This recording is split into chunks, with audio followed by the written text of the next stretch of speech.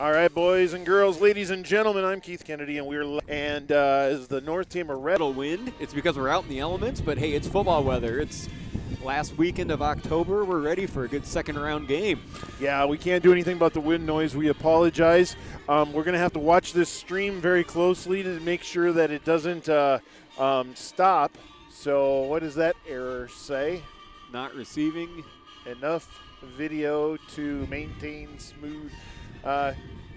Click here. Click. There we go. That's not a good thing. I think maybe me and you should switch places Yep. since you might have to do some troubleshooting. Let's do that. I'm going to move over by the camera and make sure my head doesn't pop up. All right. And make sure these wires don't go crazy. We may have to lower our bit rate. So if we cut in and out, that is why. Yeah. We're losing a little wireless route here in the elements. And let's see. Yeah, we dropped. Can't do anything about it. Okay. I think we are live. All right. And let me look for the audio here. Yes, we are live on the audio. Welcome to North Tama Football. We are here in Lynnville-Sully. Game is in progress. Sorry, had a little problem with the Wi-Fi here. I'm going to give you, let's see, hold on. We got to make sure that the scorebook's working. Well, we can get you caught up here. The Redhawks tried an onside kick, which they do a lot of times here at the beginning of the game, and the Hawks got it. They went 3 and out, a big tackle for loss by Nathan Kuchera, put him in a 3rd and 15, and they forced a 4th down, had a punt, and then Gabe Capriva with a huge gain on 1st down, and the Redhawks are all the way up to the 45 now, 2nd and 3. So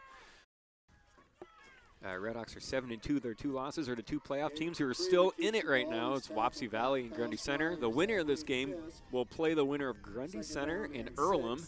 They're playing in Grundy Center right now. So hopefully the Redhawks can pull this off and see the Spartans again maybe if they can beat Earlham. Yeah. All right, I got our game on my cell phone. Nice. Sorry about the delay, folks. We were trying. Yeah. Lynnville-Sully, like I said, they're 8-1. They won their district. Their only loss was their first game of the season to a 1A team, Pleasantville, who is also in the playoffs.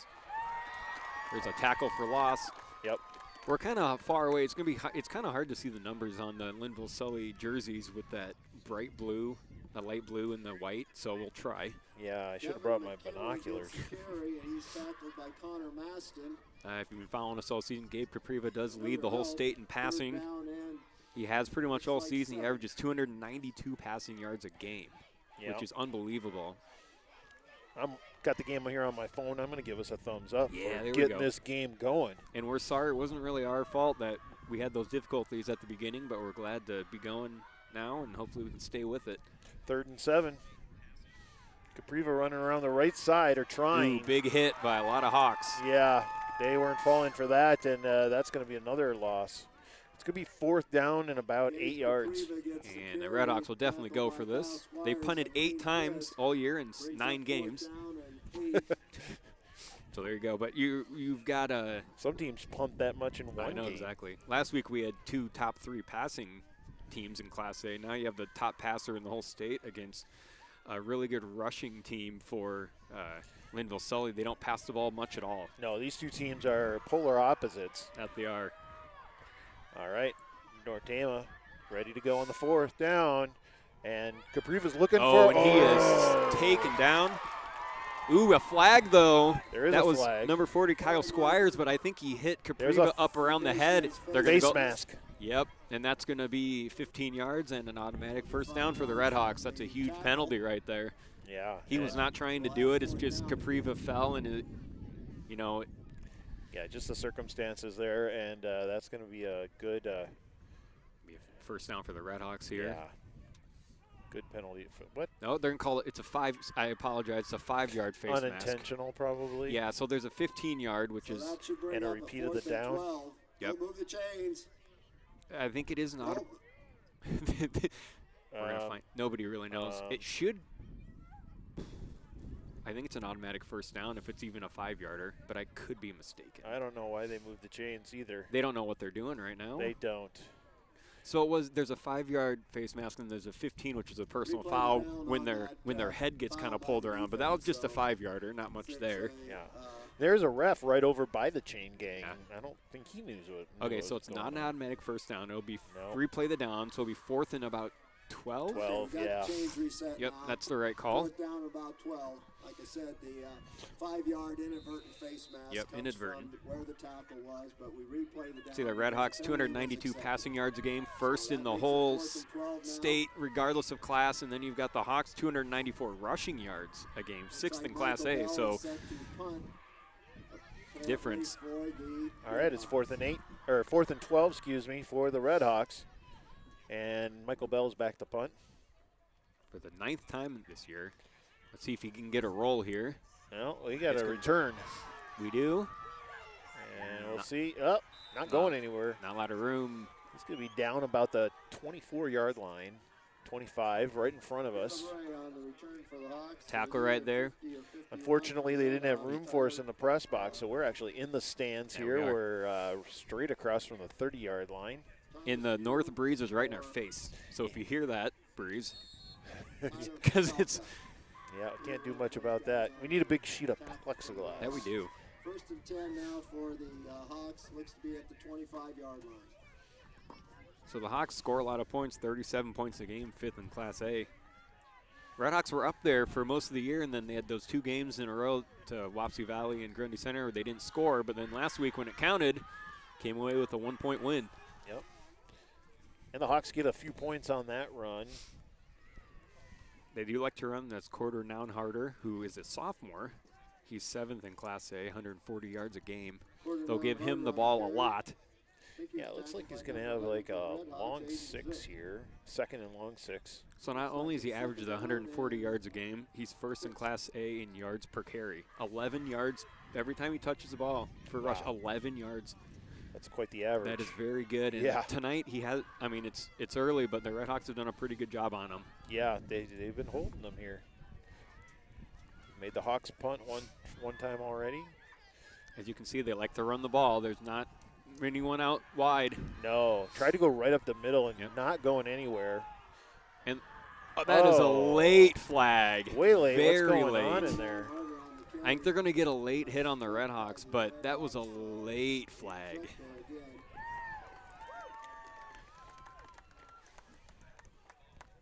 It was late, and he threw it at the players. Usually you don't see that.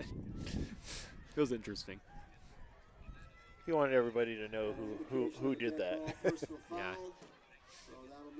And we've said this a lot this year. Redhawks, their biggest enemy has been themselves, penalties. And they had some at the beginning of the game last week, then they cleaned it up pretty good as the game went on. Yeah. But there's a big one right there.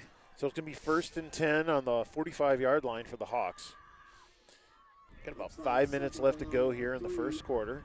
No score. Both teams have punted. Looks like this could be a defensive battle. I mean, look at Redhawks give up about 16 points a game. Yep. And the Hawks give up about 13 a game. So, all right, it's a 2nd and about 3. Low snap, but it's going to be a quarterback run. Tried to go around the right side, and I don't know, I think he's got it probably. Yeah. I'm sorry, that was Nounharder. It's hard to tell. They have so many people in the backfield, and it's hard to see the numbers. Yep. It's going to be 1st and 10 on the 47-yard line. Nounharder's number 11. He's their main running back. Number 7 is their quarterback. That's Connor Maston. He is a junior. They only average 40 yards a game passing. So this week we have a scoreboard operator who can put the yards or the ball on yardage up there. So that's good. Another low snap. Yeah, it looks like there's a fight for the ball down there. That was number 40, Kyle Squires. Kyle Squires on the carry.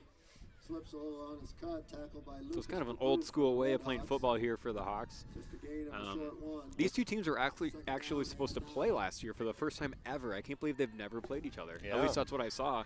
You know, they're about an hour and 15 minutes apart, but playing in other sports. But, sure. We've been here for cross country. Yep. And did the announcer say Lucas DeBouf was out there? I don't believe so. What number is Lucas? He's a. I don't have a lineup with me. He is number 8. 8. If he's out there, he's probably a defensive back. Coming around here this There's side. a big hole. Yeah, we got Gabe Capriva stopping him about the 30-yard line. That was a quarterback Maston with the run.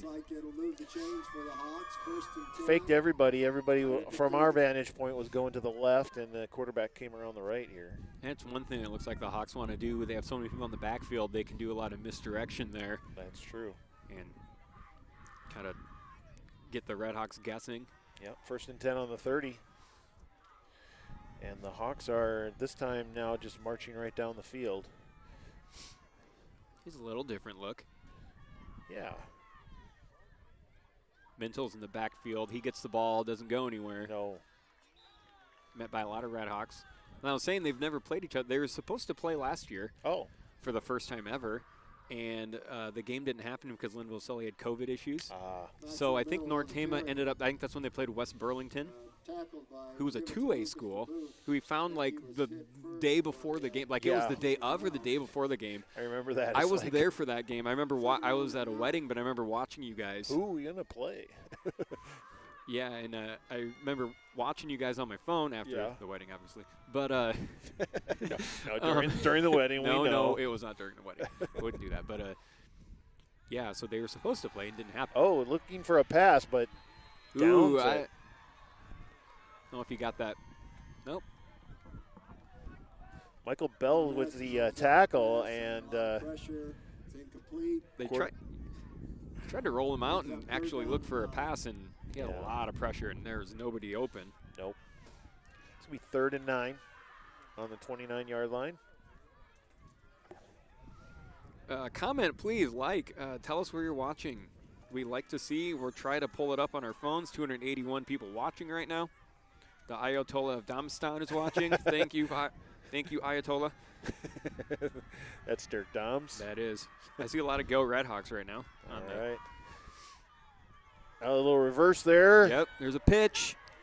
And he doesn't have a lot of room. Good tackle right there. That is Devin McKinley, who takes down Caleb Ray. For a loss. So yeah, let us know who you're cheering for. Let us know where you're watching from. Now that we're good to go here, we're up to 292 people. The stream might not be the best. It might be cutting in. It's having little issues. But is it? Yeah, but I mean, that's just because of the wireless here. Be 4th and 14 for the Hawks as the wind picks up. Yeah. We apologize. We are dropping some frames here and there, which means we don't have the best signal. Sorry about that. Hopefully you can at least maybe hear us. Yeah, we're down to almost 2 minutes. Fast moving first. Hawks trying to go around the right side on the out and running into a mass of Redhawks. And he's not going to make it at all. I think 42 Michael Bell was the first one there. Maybe got 4 or 5 yards on that, and the Redhawks are going to take over on downs. See if the Redhawks can get something going on offense. Like I said, Gabe Capriva leading not just Class A, but the state in some categories. And in Class A, he's first in total touchdowns. 3rd in pass touchdowns first, and of course yards first in offensive yards. Here's a crazy stat. Gabe is first in Class A in offensive yards by 900 yards. Holy cow. Because he's also the leading rusher. I mean, he's been running so well this year. That is absolutely crazy. Yep. First in pass completions. Right up the middle. That was Devin McKinley. Big gain on first down. Yeah. Might have. Can't quite see the angle where he'll be close. Yeah, nope, he's a little short. A little short on that one. Devin leads Class A in receptions. Nice. And that's minus a game, too. Right, because of a couple personal fouls. Yeah, it's like Mr. McKinley and Mr. Zook had to take a little timeout for the Wapsie Valley game. Yeah, and Aiden is 4th in Class A in tackles and missing a game, which is, I mean, that's still crazy. Just think where they could be if they had played that game. Exactly. So it's 2 and about a yard. Ooh, there's a fumble, bad snap. Or they didn't really, Redhawks did not go wide. They were bunched in. They don't see that very often. Good thing it's now 3rd down. That wasn't. Recovered by Aiden Zook. Yep. They go back a half a yard. Short loss brings up 3rd down and It's a very fast-moving first quarter. We've seen Redhawk games. We had the one game against St. Ansgar that went 3 hours. I don't think I've ever seen that in a. Last week was a long game. Wapello, they threw the ball very well. We have a referee timeout. It's third down and maybe about 2 yards to go. We're switching balls. New footballs. And it might be a little wet. There's actually this week, it has rained a lot this week. This ditch down here right in front of us is full of water. The field is holding up pretty good. It looks like they had a game here last week, like I said, against Highland, and it's holding up pretty good. I mean, we got about 8 seconds on the play clock and about 35 on the and what do we got? We're going to do another. Oh, they're going to reset the play clock. That's what that means. That's what the pump it up means. Pump it up. See if the Redhawks are going to run some more clock here. Looks like they're going to go tight again. And just noticed it is nice. It is a windy night, and we have little flags on the goalposts. So. And you can't see, but if we go towards here towards the east here, there's a flag. You can see all the windmills over towards Lynnville and to the east. They're all blinking. I wonder how they get them to do that. Blink and synchronize. That is pretty cool. Yeah. Are we going to get this going? I don't know what we're doing here. I don't know. Well, I know it's only been 20 minutes. It's the fastest quarter I think I've seen all very fast, season. And that's because of a lot of running. Yep. We're going to see faster quarters with the clock running. Yeah, Lynnville-Sully's going to run the ball basically every play, and the Redhawks have. Gabe's done some run. Oh, they're resetting the clocking to 47. Gabe's been doing some running too. But yeah, like I said, the winner of this game plays a winner of Earlham and Grundy Center next week. Where is Earlham? Earlham is down this way, kind of. We're not. What are we? Maybe 45 minutes east of Des Moines, if that. I don't think he got it. I don't think he got it either. It'll be 4th and short, and I think the Redhawks are probably just going to let the clock run out here in the quarter, maybe. Redhawks go straight ahead. Gage Elscott. We got 23 left on the clock and more on the play clock. So. Yeah, I believe Earlham's on the west side of Des Moines, not too far. We're here on the east side. Gotcha. So also a trip to Grundy Center from there. But last night, or at least last week, we had to go 2 hours and 15 minutes down to Wapello. Yeah. This is a little shorter. They are going to let the clock run out, and it's 0-0. 0-0, first quarter. So far, with the passing of the Redhawks and the rushing of the Hawks, nothing's really won out so far. The defenses have done a great job. No, neither team has gotten close to the end zone yet. So there's going to be a little break here in the action. We do have to run some ads, and I can do that. Let's see here. It's been a while since I've done ads. All right, first of all, where am I? Am I at the bottom of the list or the top of the list? I'm going to start with our premier. Maybe I'm not. Where am I going?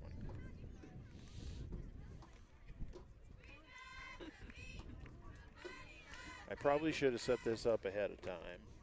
I'm sorry. What you're looking at right now is North Tama Dollars for Scholars, and Dollars for Scholars provides scholarships for North Tama graduates. If you'd like to get involved, there's the address right there. There's the URL, the 35-yard line, and that'll be 1st and 10 for the Redhawks.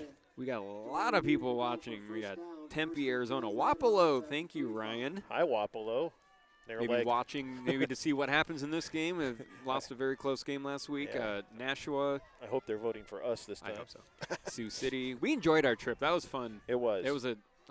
They had a good setup there and good fans. And nice people there. Yeah. I enjoyed that trip. Ooh, big hit on Aiden Zook. He is going to gain maybe 3 yards, but. Yeah, Gabe Capriva had a lot of pressure in the back there and had to scramble. Yeah. Anaheim Hills, California. Ooh, Anaheim. Denver, Colorado. Waco. Waco. The Buffer Monsters are starting. Yeah, we're sorry. San Francisco. Sorry about that. We can't do anything about it. Nope. We apologize. All right, it's going to be 2nd and 7 for the Redhawks. Capriva, big hole right up the middle. He's down about the 46-yard line, it looks like, of the Hawks. Yeah, 47. That wasn't working last game. Wapello did a really good job of taking away that run, that quarterback run. That's not it's just a straight run. He's not They sealed up all those holes. They did. Redhawks didn't get anything up the middle. And he's had a couple of decent runs here right up the middle tonight. We'll see if they kind of try to stick with that. Yeah, well, if you watch a lot of North Tama film, you're going to see a lot of passing and not a lot of running. So, McKinley in motion. Oh. There's something you don't see very often by the Redhawks, a straight run. Aiden Zook right up the middle. They fake the end around to McKinley. I think they're probably setting that one up. Maybe next time they do it, they give it to McKinley now that the Hawks have seen the run. I think we would have got a few more yards if they would have given it to McKinley that time. Well, maybe they're just setting it up, and then next time he'll give it to McKinley. They only and made get a it to big the run. line of scrimmage, so they're still at the 48-yard line. It's 2nd and 10. Tight formation. Redhawks have 4 wide, but they're all pretty close. It's a straight run. Oh, no. Gabe Capriva going nowhere on that one, No. and maybe even a possible loss. Number 17, Lane Fisk, was back there and got him for a loss, or maybe to the line of scrimmage. No, the down marker over there lost a yard. moved backwards. Yep. So it's 3rd and 11 on the 49-yard line. We haven't seen maybe the wind is being an issue down there. We haven't seen a long pass yet for Capriva. No. I was down there earlier, and it didn't seem like it was all that bad down on the field. They do have some windbreak around. Ooh, they fake it. Where did that go? I don't know. That was they did that last week to Griner, and I think he scored off it, or he had a big gain where it was a little tight end screen in the middle of the field. Yeah, it worked pretty well last week, but it wasn't there. I think they're going to go for it. Yeah, so it's going to be 4th down and 11. Still on the 49-yard lines. That was an incomplete pass. And this is not anything new for the Redhawks. They do go for it a lot on 4th down, regardless of where they are. Yep. They like to onside. I mean, they do things a little unconventional, but it's worked for them this year. That's right. They are going to go for it. He's going to look deep. He's looking for Griner. Oh, my. Lost it up there. Griner almost dives for it. Incomplete. That was pretty good coverage right there by, I think that was number 22, Caleb Ray, was on him, and he didn't interfere with him. Nope. That was great coverage for the Hawks, and a great attempt by Adam Griner. Yeah, he's the downfield. If the Redhawks are going deep, it's usually Griner. Yeah, he just needed about a half more step. Yeah. And the Hawks take over on downs. It's going to be 1st and 10 on their own 48-yard line-ish. Lucas DeBoof, Caleb Ray. I don't know why they keep saying Lucas DeBoof. Yeah. He's number 8, and I don't think I've seen him out there yet. But they must be seeing a number. Oh, I think they think Griner is DeBoof. 6 and 8. That happened a lot at what game was it? Was it BCLEW or Grundy Center? There's a low snap. Good job by the Redhawks. That was Schreier. Schreier slowed him down. Just missed him a little. There. That was Kyle Squires who ran it. Squires is their 2nd leading rusher, 770 yards, which is, I don't know, 90 yards a game. So, I mean, they got a couple of runners there that average over 80, 90 yards a game. So, yep. It's going to be 2nd and 9 on the 50-yard line. They're right in the middle of the field. Yeah, neither team has gotten in the red zone yet. 50 yards to go. A lot of jumping. No, they got back. That's Nounharder is going to go wide. Gets a block. Oh, and that's probably going to be a hold or something on the offense thrown in that area, so it's probably coming back. We're going to assume. Nounharder on the carry. Tackled by 62, Nathan Kucera. That's okay. Yeah, it's a tough one if you don't know it. We have an injured Hawk, I believe. They both have white. Both teams have white pants, so it's. Yeah, I think it is a Hawk. If you can get it in there, that would be great.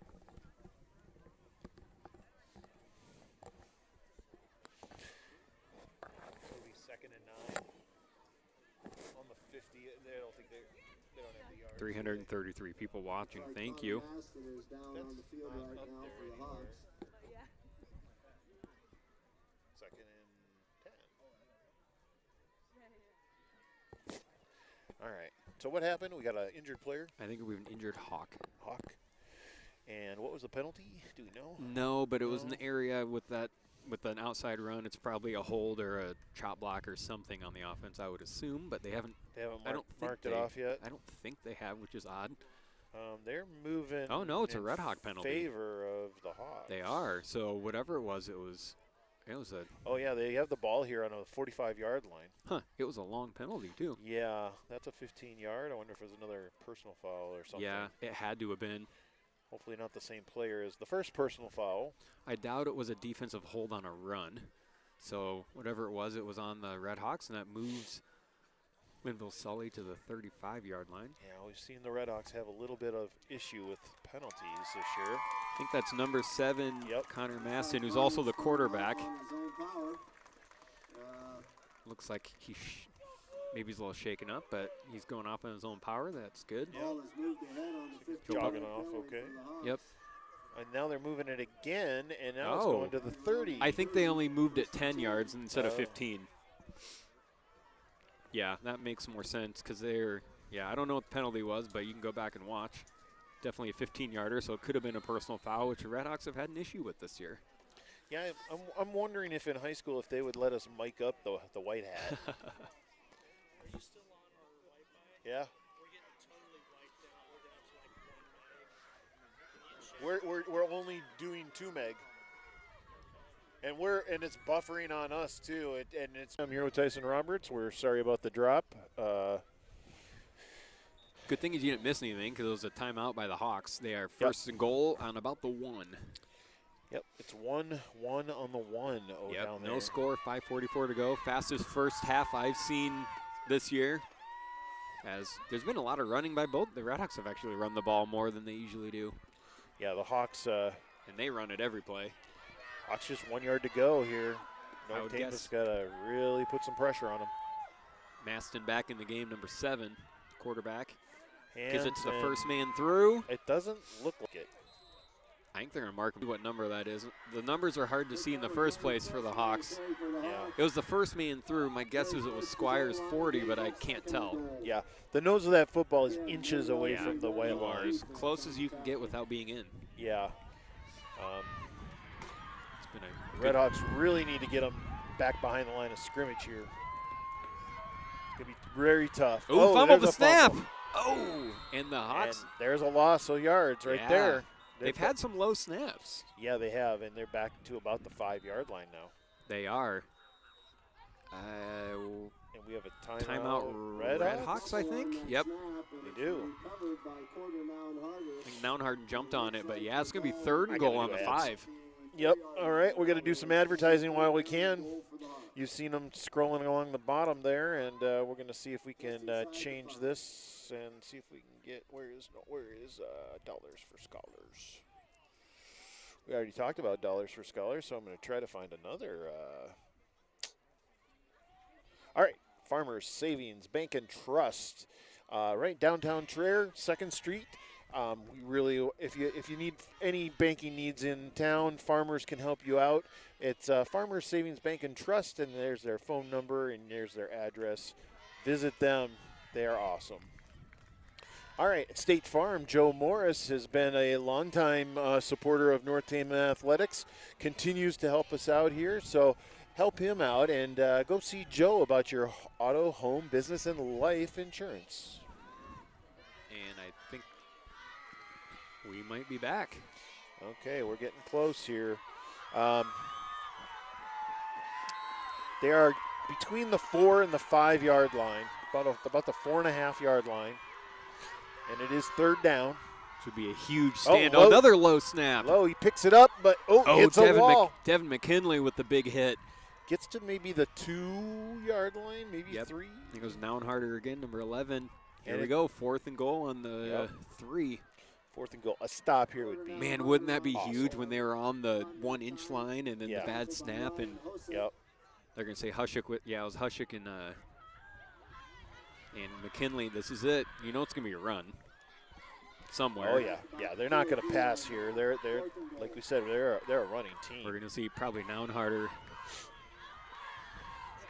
Here we go. Let's watch that snap. It has been pretty low. He's right up in there though, so he's under. And Ooh, it's Pitches. a pitch to Nounharder. Who's going to win this race? McKinley, a huge hit. He takes it. No. Oh, it's a fumble. It's a Oh, and I think they jumped on it. Or is he out of bounds? Oh, my goodness. Oh, my. That's just bad luck for the Redhawks. That was horrible luck. Goodness. Oh, Coach Worth is livid about something. I Oh, think- my good. He fumbled it forward into the end zone. Well, the question is, I don't think you can do that. did the ground cause the fumble? I You think know? so. McKinley hit him hard on the one and had him stopped, but the ball fumbled forward, and he fumbled it forward into the end zone, and a Hawk jumped on it. But I don't. Coach Worth is livid. I don't know the rule exactly, but I don't know if you can fumble forward and then recover for a touchdown. I don't know. Coach Worth is livid. I'm with him. I'm trusting our coach. Yeah. He knows this doesn't seem right. No, it doesn't. He is mad. Oh, that's just terrible luck. McKinley, a huge hit, had him stopped. Yeah, I mean, he was down. Even if he wasn't, the ball, even if it came out, it went into the end zone, and I don't know if the offense can recover that then.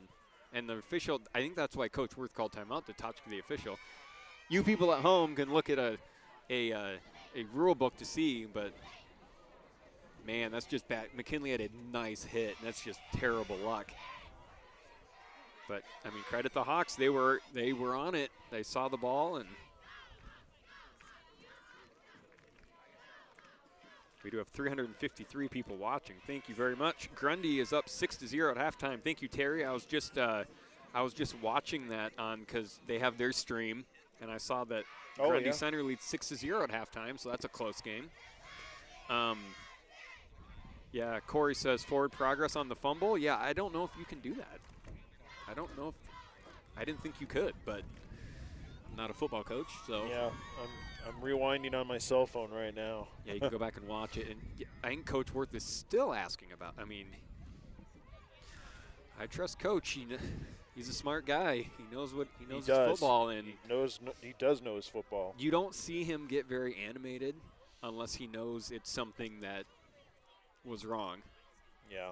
And he's still upset about it. Yeah, that's. He's pretty even keel, and Kinley or Capriva can get out there in no time. extra point looks good. No good. I think he pushed it left. Did. That was Lucas Seek. I think it's SIECK. Sorry if I got that wrong. Seek. We have an injury down on Redhawk. We have a Redhawk down on the field. And we have a flag. Oh, we have a flag. It was a late flag. I think it's Aiden Zook, number 11. It is. Roughing the kicker, maybe? Personal foul, roughing the kicker on the Redhawks. And we're going to replay this.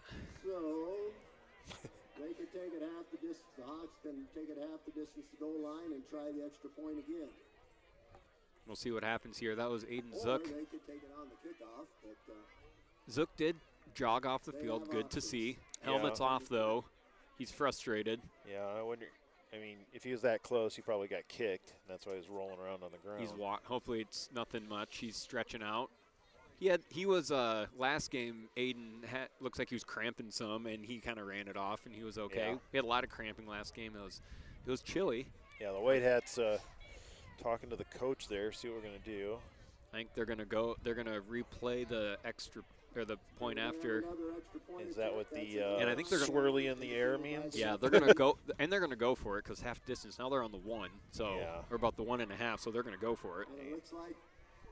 Which is the right call here. You only got 1.5 yards. Yeah, might as well try to get 2. Though the Redhawks were holding them on the 1-inch line. That they were. So then you wonder, do they want to risk that?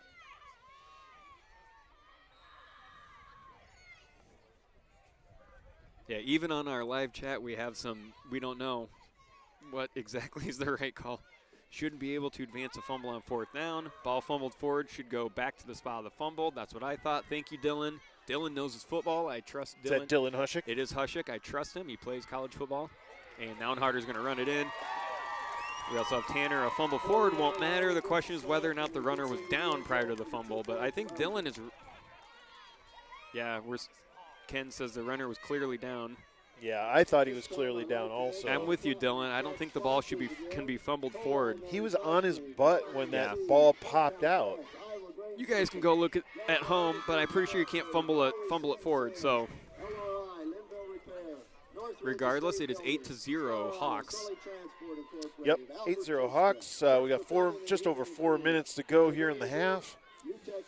And the Hawks will be kicking off to the Redhawks. You know, we had an ex-player on here earlier this year. We had Chase Morrison come and do a great job. I think Dylan needs to come do it.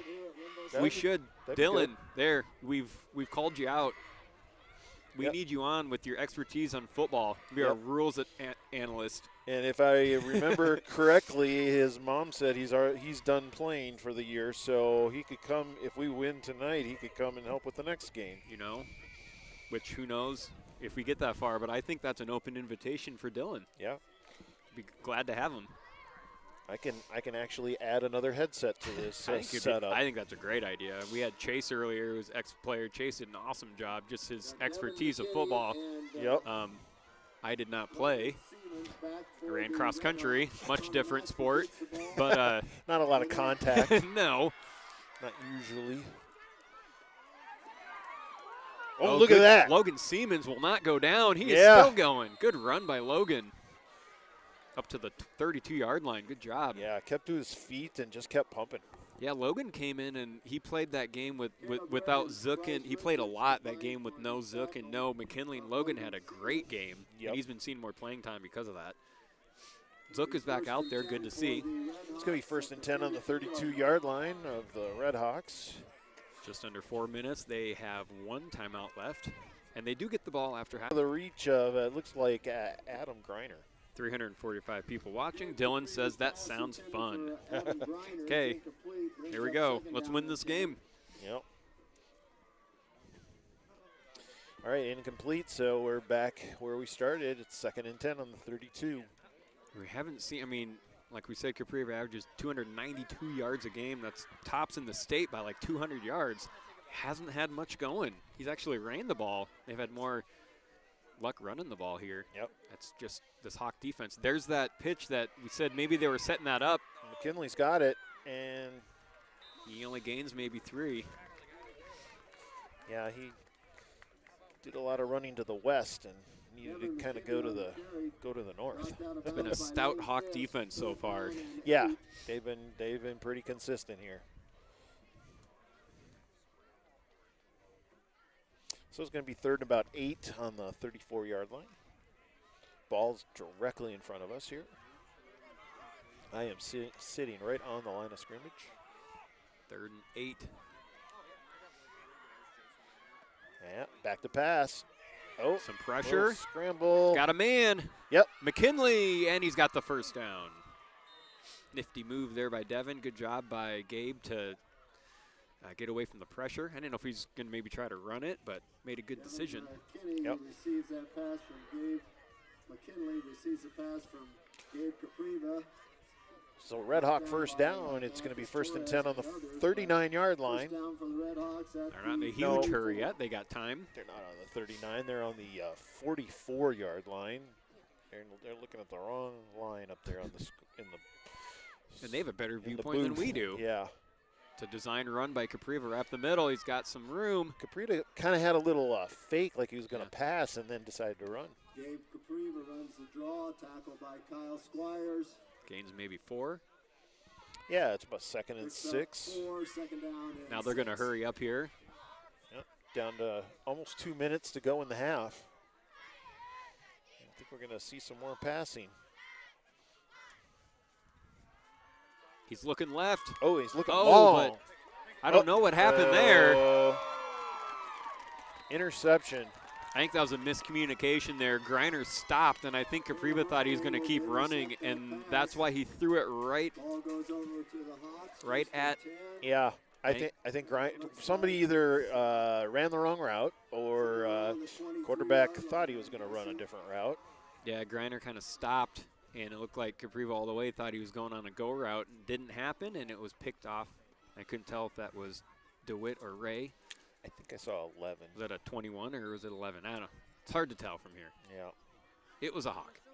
Now, here's something. I mean, they're not 202, but they run the ball so much. They do. And So we'll see what they do here. tough to get down the field running Redhawks unless you have- get a good breakout. Yeah, they've done a pretty good job stopping the run, except for that last drive. Had a couple long runs. We'll see what happens here. Big hit, good stop. That's, I think, Ryan Hushik, 63. Yeah, I think they're just going to kind of run the clock here. Yeah. Which I think the Redhawks are going to let that happen with one timeout, and they do get the ball first after halftime. So Grabbed by There's a Thomas Hume. loss of about a yard. It's going to be 2nd and 11 on the 22-yard line. 10, 11. So we said Grundy Center leads Earlham 6-0 at halftime. The winner of this game plays the winner of that game. So a couple close games here.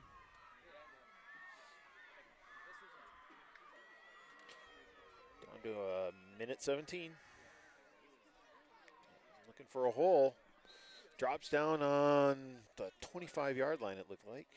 Looks like Kurt Berm, thank you. He Gotta says, unless recent rule change, the ball can be fumbled forward in Iowa high school football rules. NFL and college rules, the ball goes back to where it's fumbled. So, because that's what I'm thinking is college, you can't. So in high school, you must be able to. So thank you very much for that. So I stand corrected if that is right, and I'll trust you because Yeah. I'm thinking of the college. I'm thinking more of college. So it was a good call then. If that's correct. Yep. I'll go with it. Down to 40 seconds. Play clock down to 6, 5.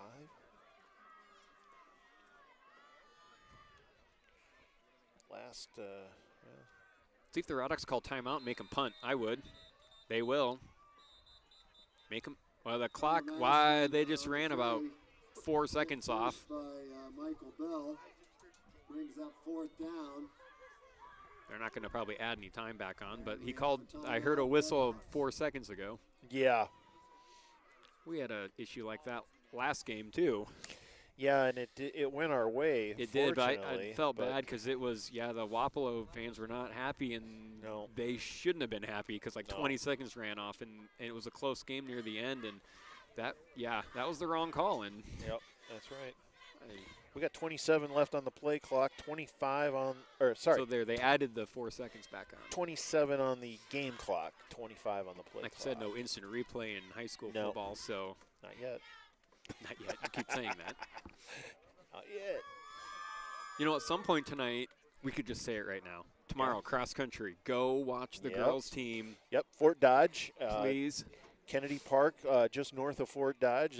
Girls cross country will be running at 2:30 tomorrow.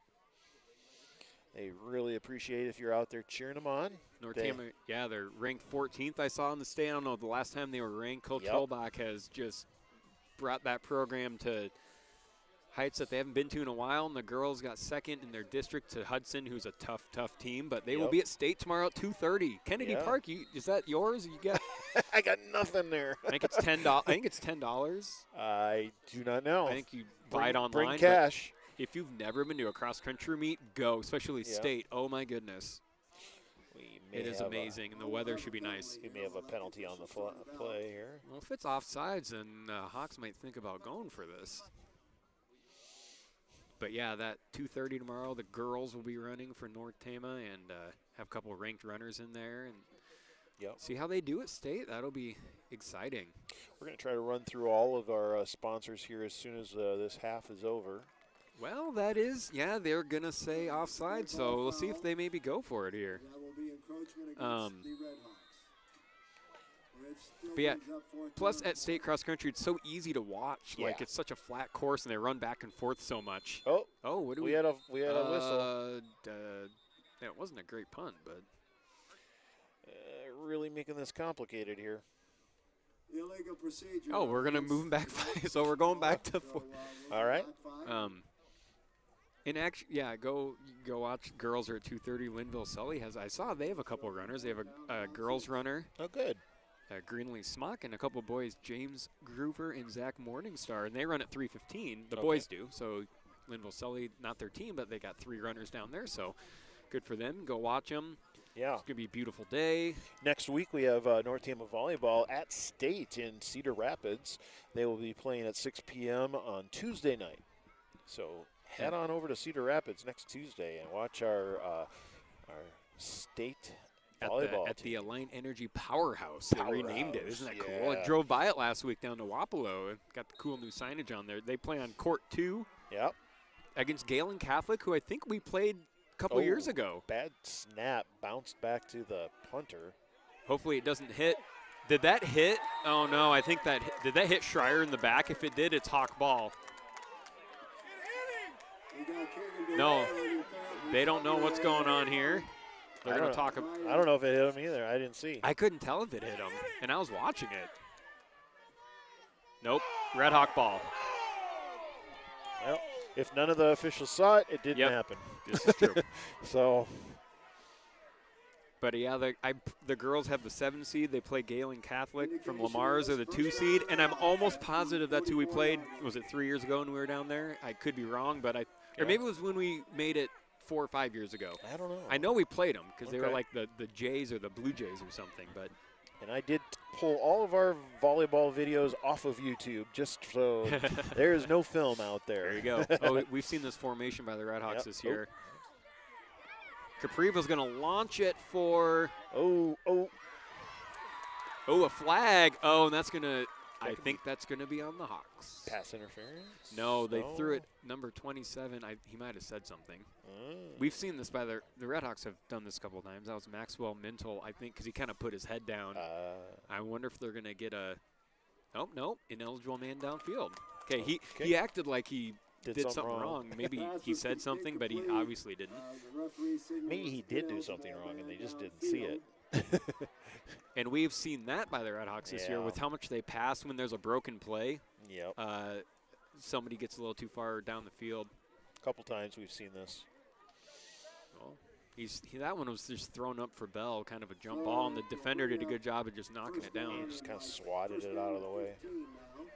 Yeah, so all of the fall sports in North Tama are in the state playoffs. Yeah. Or at state, I guess. State. Because state meet down at the state meet in Fort Dodge, cross country, volleyball, and football's still in playoffs. Cedar Rapids. Yes. I mean, not quite to state. No, that'd be in the dome. Got 2 more wins to do that. It's my third office at work.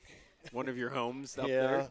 Minus we got the McLeod Center and or maybe West Gym actually. I spend more time in the McLeod Center doing instant replay for volleyball and basketball. But then wrestling too, right? We do some wrestling at West Gym. In the West Gym. This year, most of wrestling is going to be in the McLeod Center. Oh, I did not know that. There might be 1 or 2 in the West Gym. Man, if you haven't seen, and I'm not a huge wrestling fan, but man, at West Gym, that is to watch a wrestling meet there. Oh man, it is. It's an experience. It is. You're right on top of it, and it's loud. And UNI has a really good team. And come in your shorts and t-shirts because. But it's such a good environment in there. The coach cranks the heat up in there. Coach Schwab. But it's so cool in West Gym for wrestling. So if you get a chance, check that out. Yep. I know they did it. I think when they wrestled Iowa State a couple years ago, they did it at West Gym. Yeah. They waved the flag off. So it was not an eligible man downfield. So the Redhawks pleaded their case and got it right. All right. So it's going to be 2nd and 10 on the 39-yard line. No, it's the 44-yard line. They got that wrong. 416 people. Thank you. Thank you, Lisa. They did play in 2019. They played Galen Catholic in the quarterfinals. So I was right. I thought so. Back to pass. Oh, and that was dropped. Dropped by Schreier. 43 Schreier, yeah. We got about, it's either 89 seconds or it's 8.9. I think it's 8.9. I love watching the chat here. We still, Tanner says, this is Google worthy. With the play, the touchdown, nobody really knows the rule. That's right. Galen Catholic is Coach Worth's alma mater. Thank you, Rachel. I knew that over in Lamar's. So hopefully he's cheering for the Redhawks, though. Just saying. Yeah. You have a lot of angry girls, if not. 3rd and 10. Another pass. They're going to do a flip. There's a hook and ladder right there. Zook's got some room down the sideline. And yep. I think he might have got out of bounds. He did with the first down. But 0.9 seconds ago. 0.9, yes. Second. Oh, a late flag. Oh, my. Please don't tell me it's usually if you're hit out of bounds, usually if it's a tackle out of bounds, it's a late hit out of bounds, but it didn't look like it from here. But there was a lot of people down there. We'll see what the penalty is. My guess is going to be a lot of trash talk down there, too. Yeah, let's see what happened. The officials have come together a lot tonight. Yeah, and they're not in any big hurry, are they? Dead ball, unsportsmanlike conduct on the Redhawks, which has happened a lot this year.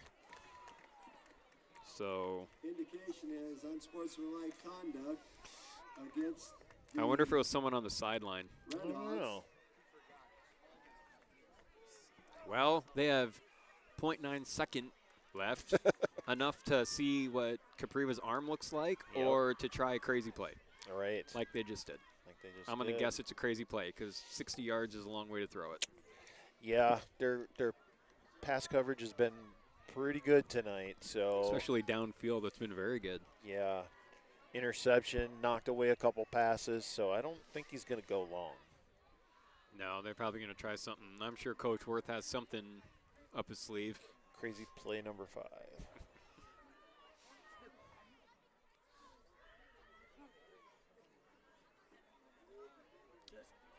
Still, I mean, this has been a fast-moving. I mean, we're still under right an hour right now, but the officials have been talking a lot. I think this last minute has taken I longer know. than the whole quarter and a half. It's like the end of a basketball game, or Yeah. like when they have all the fouls in the last minute. Yep. Here comes the Whitehead over here on our left. He is Don't know what he's doing. gonna Okay, say first down. at the 41 first and 10 on the 40 with 0.9 second to go. It's going to be the last play right here of the first half. He is gonna throw it pretty deep. Yeah, he is. He's got a man, but No go. wouldn't have been anything. No, he would have had to hold his feet and keep running. Not going to happen. So it's 8-0, and the Lynnville-Sully Hawks with the lead here. We've seen a couple issues with the Redhawks. We've seen. Oh wait, we've got something going on here. Uh-oh. Capriva was hit hard. I wonder if they called a late hit. I think they did. Nope. No, Hawks need to come back. It was a defensive penalty. Nope, maybe not. What is going on here? Unsportsmanlike conduct on the Redhawks again. Huh. So they're gonna probably say they're gonna do that on the kickoff here at I the would end of the. say, since yeah. both teams are heading off. And the Redhawks don't know where they're going, but No. are we gonna do some? Yeah, we got to do some more sponsorships. And then we'll take a timeout here for halftime after Yeah. that. Let's get our I mean- get our sponsors going. And you can go. I can take this if you No, want. I'm good. Okay, all right. Let's see if I can get to our ads here. All right, so Fox Ridge Winery offers a variety of events throughout the year. Contact Fox Ridge Winery at 319-478-8080. They're located just north of Traer, a few miles out, and they have some great facilities out there. We were out there for their Fall Fest, and it was a wonderful place to be. So, and they have some great wines there, too. KT Kennedy Consulting, that would be mine and my wife's business. And if you are looking for some computer help, or maybe you got a virus, or you just need a new network because yours is slowing down, give us a call and we'll help you out. 319-464-7798. Tama County Mutual, LL Owens and Associates. They're one of the handful of insurance agents we have in Traer, and they're located at 622 2nd Street. You can go down there and talk to either Jim, Jay, Jennifer, or Mary, or give them a call at 478-2710. The North Tama Vet Clinic is located on 2nd Street also, which is kind of the main street of Traer. You can visit the North Tama Vet Clinic if you are in need of vet services. They can help you with any pet from a hamster to a horse. So give Dr. Nicole a call there, and actually they don't have their phone number on here. They just have their address. So visit the North Tama Vet Clinic. Simply Blooming. Simply Blooming is our flower shop on 2nd Street, Main Street for Traer. And Simply Blooming has all kinds of stuff, from balloons to flowers to gifts. You can get a lot of different things for your special person or people. So Simply Blooming on 2nd Street in Traer. All right, and this is, as it says, Tee It Up in Traer. This is the Traer Golf and Country Club. And there are some membership prices there. You can give them a call if you want to get that in for next year, or you could just get it in now and you can go out and be a social member. They have that also. So give them a call, 319-478-2700, and get you in there. Let's see here. The Junkyard, another drinking establishment downtown Traer. Give them a, I wouldn't even call them. I would just go down there because it's a great place. It's been totally remodeled. It's all brand new. It's really nice. They got big screens everywhere, and right now I think they're watching this game on one of their big screens. So we'd like to thank the Junkyard for supporting us and showing the game to their customers. Pillar Insurance is located just a few doors down from the Junkyard, and they are on 2nd Street. You can call Carmen, Ed, or Chad, and they can help you out with home, auto, farm, business, health, or life insurance. That's Pillar Insurance, and if you want to go check them out online, it's pillarinsuranceiowa.com. Next is Went Tire Service, and Butch and his staff are ready to help you with all of your auto needs, from oil changes, brakes, shocks, alignments, and more. Go visit Went Tire Service. They're on the south side of Traer. Oh, that one doesn't work. All right, let's see what else we got here. I have a few more, so stand by. And Worth Chiropractic is a new sponsor and has been helping us out tonight with this broadcast. There is a fee for schools to broadcast in postseason. We have to pay the athletic association, so Worth Chiropractic is helping us out with that fee, and we really appreciate it. And yes, it is relatives of Coach Worth. His dad and his brother chipped in to help us out, and we really, really appreciate it. So let's see what else we got. We're going to have to do that. We got Appraisal and Real Estate Services. Jamie Howard and Madison Howard have been longtime supporters of North Tama Athletics. You can give them a call if you need to sell your house, or if you're looking to buy a house, or maybe you need your house appraised.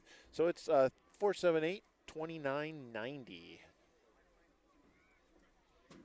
See what else we got here. Marv Bolt Auctions. I believe there's an auction tomorrow, so you can check out marvboltauctions.com. We don't have that actually listed on here, but I know that's his website, marvboltauctions.com. Or you can give them a call at 478-2809, and they can let you know when the next auction is. Chelsea Savings Bank. You can visit one of the Chelsea Savings Banks in Belle Plaine, Van Horn, Chelsea, or Traer, and in Victor. And that would be the Victor State Bank, has now joined the Chelsea family. So if you have banking needs, from checking accounts, savings accounts, or loans, give them a call. It's the Chelsea Savings Bank and Victor State Bank.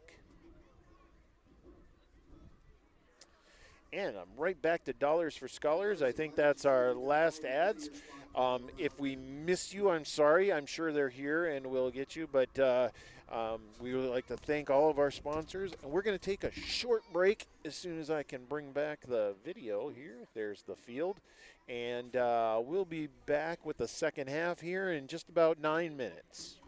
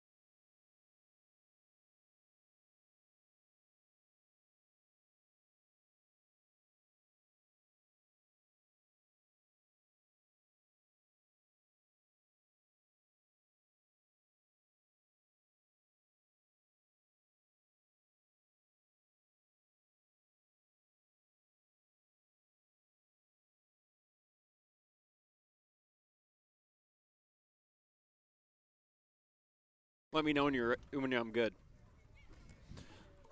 All right, we are back. It is 8-0. Lynnville-Sully with the lead over North Tama at halftime here of a Class A second-round football game. Winner of this game goes on to play Earlham or Grundy Center. Right now, last look, it was near the end of the third quarter. Grundy Center had a 6-0 lead, so close to this game. Well, it's been a defensive battle so far. North Tama coming in with the top passing offense in the whole state. Gabe Capriva, top passer. And Lynnville-Sully, the stout defense, has done a pretty good job on them. Not a lot there down the field. Lynnville-Sully, a great rushing offense. And the Redhawks have done a pretty good job of holding them. They had the one drive there, about a 50-yard drive, where they scored on a controversial 4th down, where the ball's fumbled in the end zone. And we still don't really know what exactly the rule was, but we will trust the officials, and that is why it is 8-0. They did put a little bit more time on the clock. I thought we were going to get going, but put a little extra time on the clock here. You know, this game coming down to the defenses, we knew that these two defenses were coming in pretty stout, and they've done a really good job on each other. The Redhawks really haven't gotten much down the field that we've seen all season. The Hawks have done a good job of negating that. And the Redhawks have found most of their offense with Gabe Capriva running the ball right up the middle. He's gotten some openings there, but the Redhawks had that turnover here before halftime on the interception, and that is why we have an 8-0 game. The touchdown was Nounharder who went down to the 1, fumbled and went into the end zone. I didn't see who jumped on it. Devin McKinley forced the fumble, it looked like, and then they went for 2. Actually, they went for the point after, and then there was a penalty on the Redhawks running into the kicker, and then that brought the ball to about the 1.5, and the Hawks ran it in, and that's why we have an 8-0 game here. So we get ready for the second half, see who can move on to the final 8 teams in the Iowa State High School football playoffs.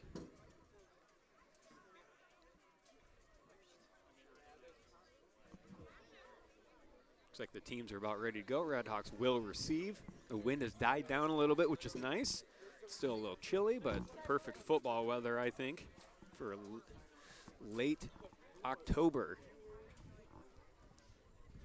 Oh my God, if you stand up, there's snipers all the way down there.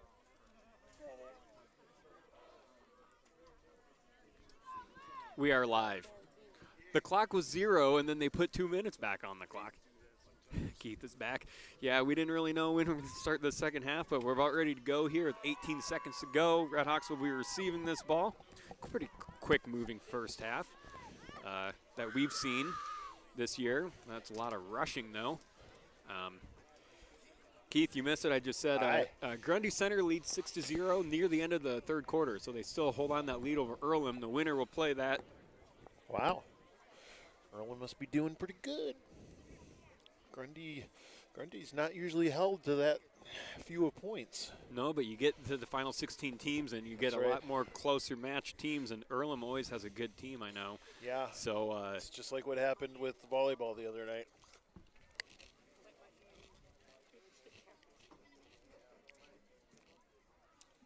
Redhawks went down in the first game and came back to win the next 3. Unsportsmanlike conduct. Oh, that's right. The unsportsmanlike conduct, which has been like 3 on the Redhawks, meaning the Hawks are kicking off from the Redhawk 45-yard line, which you don't see very often. No. Connor Masson set to kick. Keith, on YouTube, we still have a discussion going on what the correct call was on that. Nobody still knows.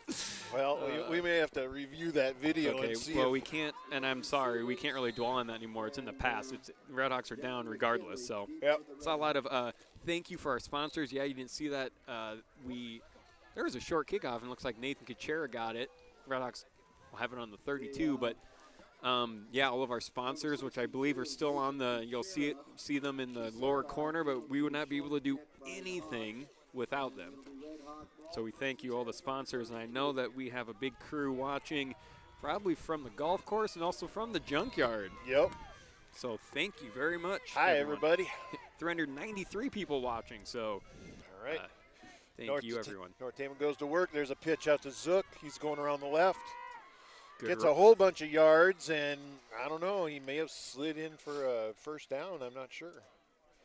Can't quite see. Redhawks go outside, and they get pretty good yardage there on first down. And they are going to give him the first down. On the carry, tackled by Bryce Richards, and not until there's a first down for the Redhawks right around the 43-yard line. First and 10 on the 43. Zook in the backfield with quarterback Gabe Kuchera.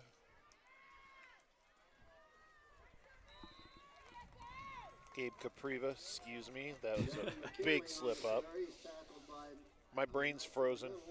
I mean, It's not that cold out here. It's just the wind is right in our face. Second down and 7. Second and 7 on about the 46-yard line.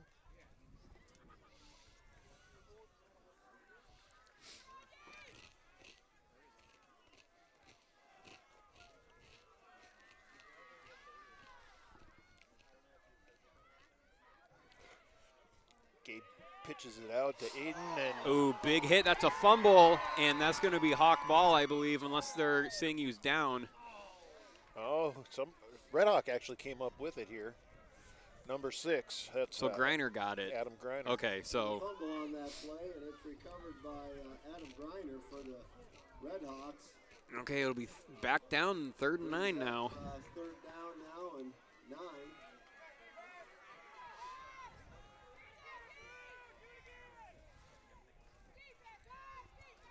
Okay, Redhawks, see if they can get a drive going here to start this half. They haven't really had a sustained drive yet. The Hawk defense has done a good job on them.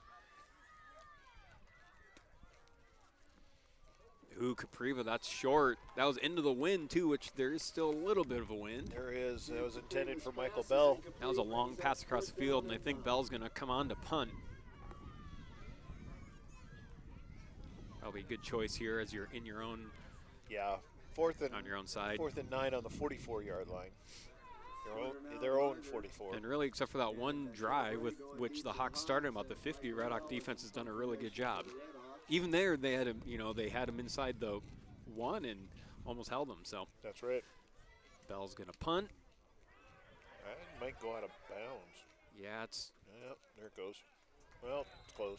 a pretty short punt, less than 20 yards, and Hawks will get really good field position on, looks like their own 41-yard line.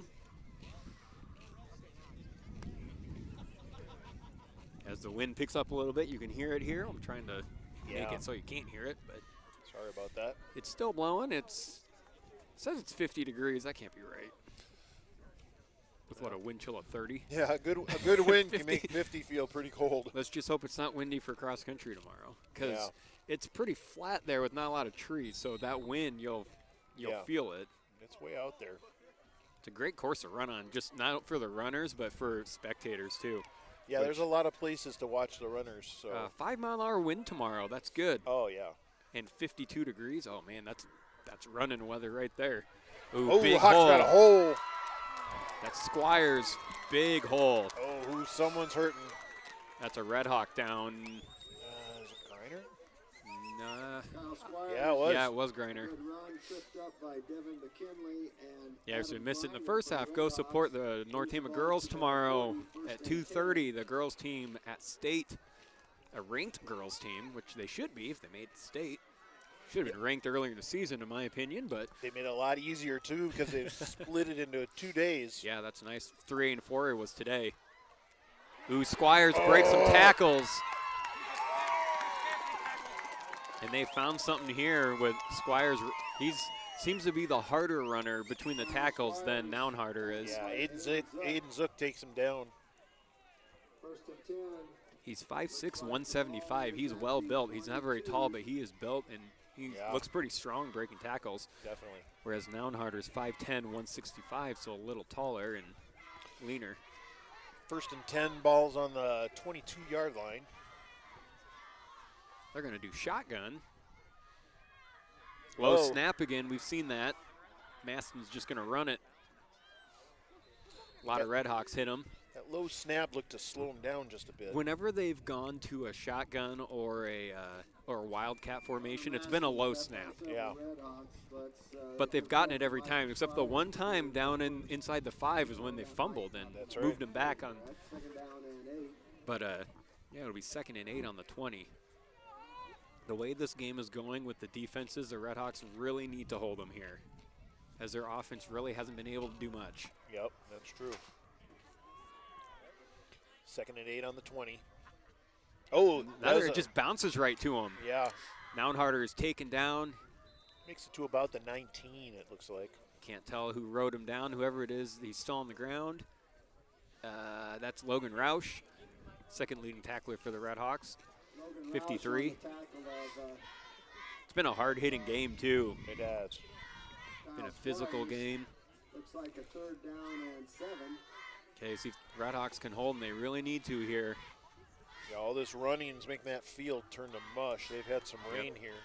Redhawks still running a 3-4. They've run that pretty much all year and all night tonight, even with the rushing team of the Hawks in that 3-4 defense. Linebackers kind of move up a little bit. Bell tried to rush outside. Oh, good tackle. That's Colt Kanak who got him, and a lot of Redhawks take him down. Colt Kanak was the one who grabbed him by the legs and wouldn't let go. Colt Connect, freshman. The lone freshman that sees a lot of playing time. He starts on defense, plays some running back on offense. Okay, here we go, 4th and 8. Ball's on the 20. They do bring in number 12, which I'm sorry if I'm ruining his name. It's Seek. Sorry if I ruined that. And they might be bringing him in. They're going to attempt a field goal. Interesting. He's going to kick it. All right, here we go. Where other field goals are. He missed the extra point. Oh, it's a bad snap. He picks it up, and the Redhawks, oh, that's a great defensive stand right there. They needed that. Yeah, that snap was all messed That's up. what you got to do is get them into a long snapping. They've been rolling those snaps. One of these times, the Redhawks are going to jump on it. Yep. You know, if I were the Hawks, I'd maybe try to, I mean, you had to on that, but obviously for a field goal, but maybe stop doing that. It's going to be 1st and 10 Redhawks on the 27-yard line. Hey, we're at 425 people. Thank you. Awesome. That's great. We had about around 450 for volleyball the other night. Let us know where you're watching from and who you're cheering for. Team, player? Maybe you just had nothing better to do on a Friday night than look around on YouTube and found us. Did we get a reception there? We did. That was a good Awesome. 1st down gain by Griner. Hard to see from this. Yeah, there was so many bodies in the way I couldn't tell what happened there. Yeah, we're on the other side of the field, too.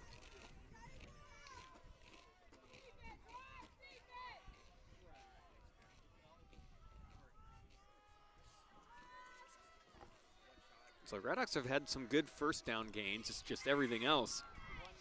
1st and 10 on the 37-yard line. There's a pitch over to McKinley. And he's taken down for maybe a 1-yard gain. Maybe. You know, and that's been a bread and butter play for the Redhawks all year. McKinley's he's their speedster on the outside, and he's gotten some pretty good yardage on those. But the Hawks, I mean, this defense has said they came in, they only give up 12.6 points per game. The Redhawks only give up 15.8. I mean, yeah. And look, you got an 8-0 game. You got 2 defenses that are pretty stout. But, I mean, the big story is this #1 passing offense for the Redhawks hasn't been able to do a ton. No, they've had a few passes completed, but also an interception. There we go, get McKinley outside. Maston will bring him down. That's a horse collar right there, so that's going to be another 15 yards. He was taken down by I think they're going to call a horse collar. Sure looked like it from this vantage point as his head kind of came around. Let's see what they call, though. Their Lynnville-Sully coach is saying back. They're going to call Oh, really? a holding. I was wrong again. I should stop guessing because I've been wrong every time.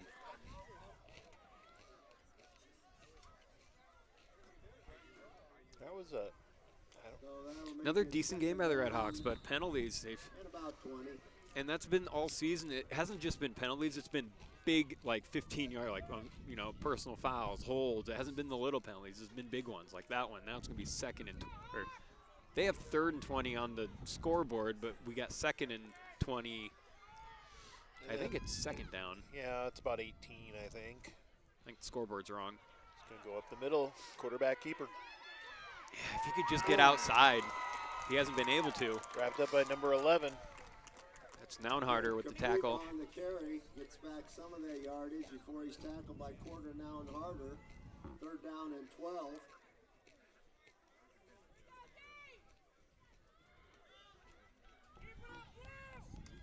As we, I don't know if the scoreboard's down button's broken. yeah, or they're what. saying 4th and 12. It's 3rd and 12. So if it says 4th and 12 on YouTube, it's 3rd and 12 is what we've got here. Yep.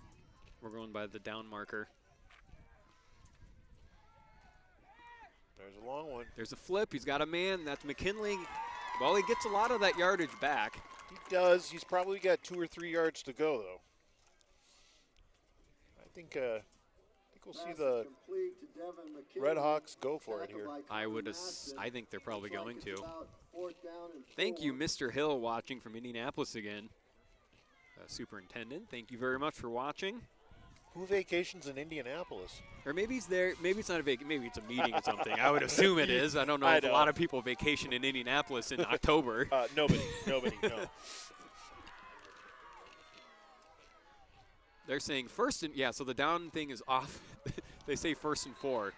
Oh, we're going to, is that a jump off sides? I don't know who they're going to get Yes, for this it is. one. That's a 1st down for the Redhawks on 4th and 4. Should be a 1st down. Let's give a shout out. The Redhawks brought a lot of people down. A lot of people from North Tama down. That's awesome. The hour and 15-minute drive, and it's lining cold. the whole fence over there. It's chilly, but we got the student section over there. The cheerleaders are over there. More onesies than I've ever Yeah. seen on high school students. The cheerleaders are keeping it together in the cold. Yep.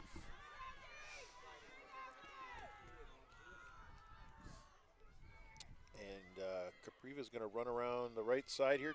He's getting a few extra yards there. He keeps going. That's a good run by Gabe Capriva. Yeah, they had a hard time pulling him down. Wow, he kind of slithered his way through the middle for a gain of, was that 8 or 9?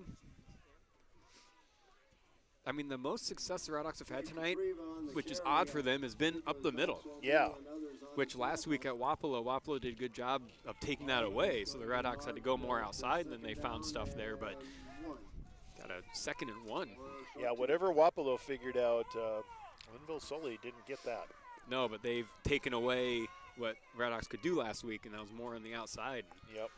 Got about a yard, long yard. They're going under center. Oh, They're going deep. He's got a man. Oh my. That's Michael Schreier. Here he goes.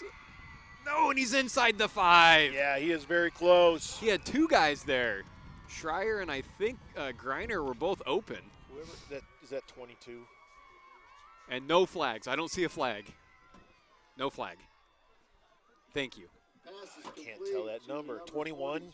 With the tackle. Yeah, the guy who tackled him, he just came off here. Keegan DeWitt, 21. Man, he has some wheels. He did, because I thought Schreier's got speed too, but He does. DeWitt ran him down. 1st and goal. Here we go. DeWitt was running about twice as fast as Man, Schreier. that was great. They went under center and they did a play action, and he had 2 guys wide open. I don't know that they gained anything there. I think Oh, we got another flag. Oh, no, and I think they're going to get Devin McKinley on unsportsmanlike. Oh, my goodness. And you could see that one from here. I mean, that one was, I think that was a good call, because it sure, is he, yeah, that's going to be unsportsmanlike on McKinley, and you could see it from here. is that his second?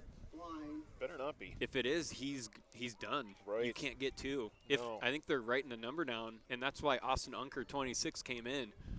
If that is his second, he will be ejected. Dead ball, personal foul against the. Yep, that's his second. No, they're saying second down. Second down. Sorry. Well, he is number 2. I don't know. We'll see what happens. But You can't have that No. in a state playoff game. I know that emotions are high, but Yep, you need to learn to control yourself. and now instead of being second Uh-oh. and goal on the 4, Why is that official going over to the coach? because he might have McKinley's helmet's off. That's not a good sign. But it's second and goal on the 19, which you don't see very often. 4 down territory here for the Redhawks. See if they can get some of that yardage back. Oh, deep in the corner. Nope. He didn't have enough room there. Looking for Greiner. Nope. It's going to be Oh, man. 3rd and 19.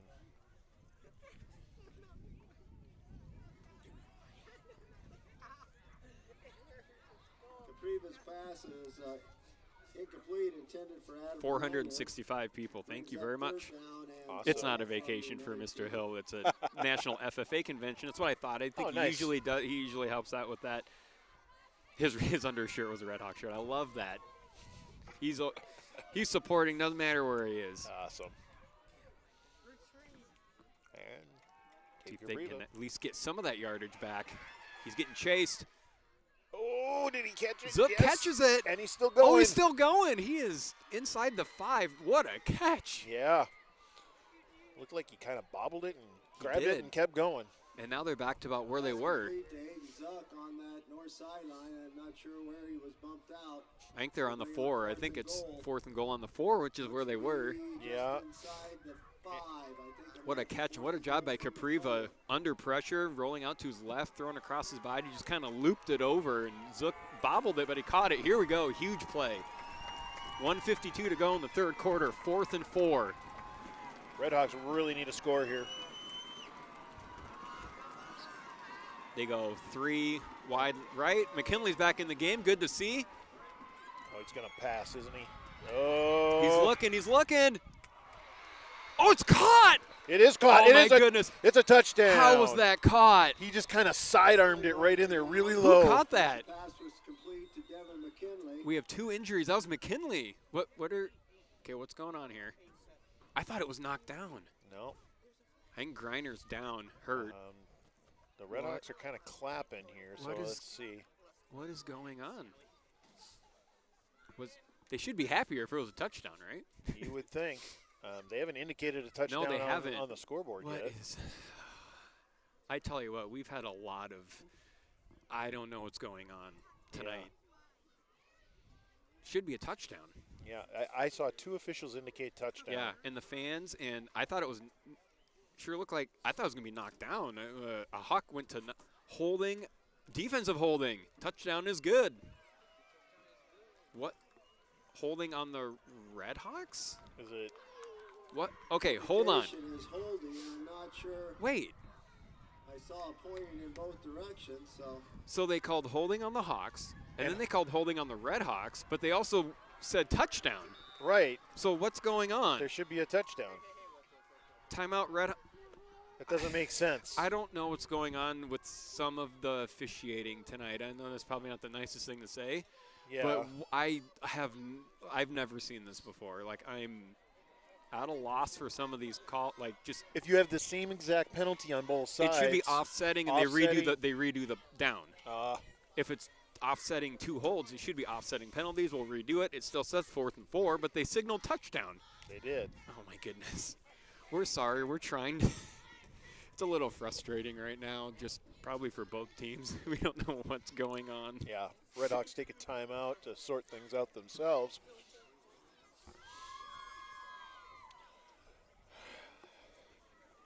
The down indicator says 1 on it now. So are they like? I don't know. I don't know where I'm not going to try to. where they're going to put them. I mean, it looks like I think this time I'm going to just not try to guess what happened. it looks like they're on the floor. Yes, Mr. Hill. Touchdown is good. We know. We're with you. It looks like they're on the floor, but the down indicator on the field says 1. Oh, they scored. They gave 6 points. They did okay, give them the 6 points for the Redhawks. So this is going to be the point. They're going to go for 2. Here we go. So the touchdown was good. I have no idea why they signaled holding for the Redhawks. I don't know that white hat knows either. Okay, so the 2-point conversion try for the Redhawks. Going right in. He's got space. Is he in? No, he's short. Oh, that's a huge stop. And it'll stay 8-6. 8-6. The Lynnville-Sully Hawks with a 2-point lead. We are 1:45 left to go in the third quarter. And North Tama will be kicking off to the Hawks. By the way, McKinley was back in the game, so it must not have been. That's very good to see. So, yeah, I think so whatever it was, Coach Worth probably gave him a little talking to. Little play time out there. Luckily, it didn't. I mean, the Redhawks still scored off of it, so. Yeah.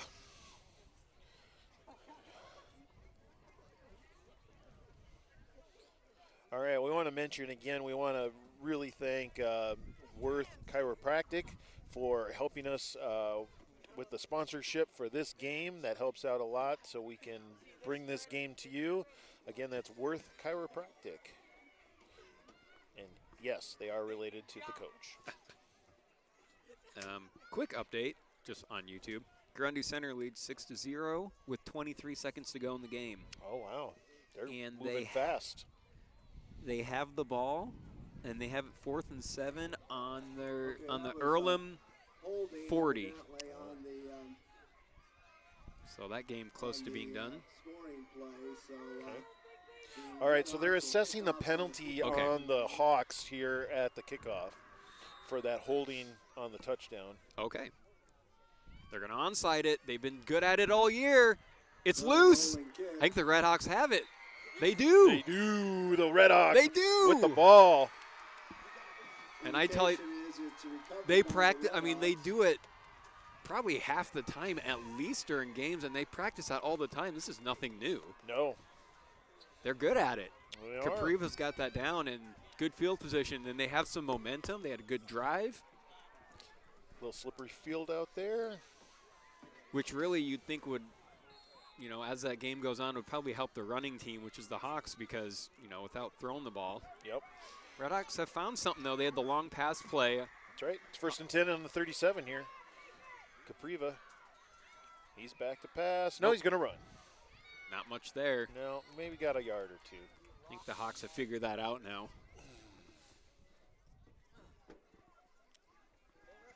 Gabe Capriva tackled by Ty Jones. Clock is running. We're down to 125. Gain of 1, 2nd down Yeah. and 9. That's funny. We still have another quarter to play, and the other game's almost over. But, yeah. I mean, when you pass the ball more, and we've had a lot of stoppages for just We did. The end of that second quarter penalties took forever. Yeah, the penalties and trying to figure things out. That slows it all down. Gabe passes. Devin McKinley. good job by McKinley, who could have went down right away. He put his hand down. Yeah, he put his foot in the ground and did a quick turn. And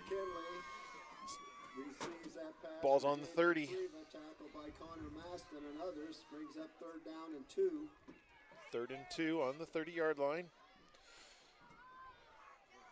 Game clock now down into the 30s, almost 35. 15 to go on the play clock.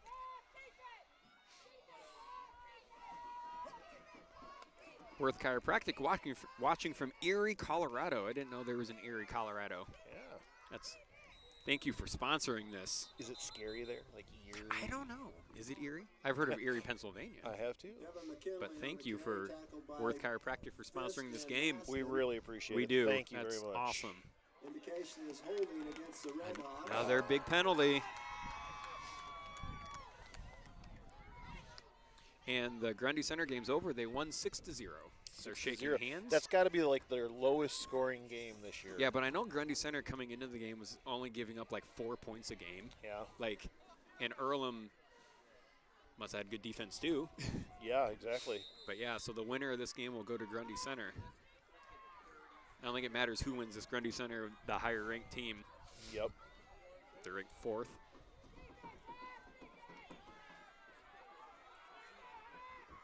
Grundy Center will be a little bit closer for us. We've seen them a lot. If we can win here. Or at a game a couple weeks ago, I know the Redhawks would love some redemption, but they got to get through this game. I mean, it's 2 teams that want it so bad that are playing tough. What was that? It's the end of the quarter, and the Redhawks will have a 3rd and 12 on their own, or on the Hawk 41. Of awards at the conclusion of the game. We will need both teams to remain on the field after shaking hands. Thank you. So I might get a lot of Grundy Center people that turn it over here. And Right, yeah, you may see our numbers starting to go up. I saw they had like 763 people watching. Wow. I think we were at 465 last I saw. But thank you. Let us know where you're watching and who you're supporting. You're seeing a great game right here by two teams that it's been a hard-hitting game. Two pretty evenly matched teams, as you can see by the scoreboard.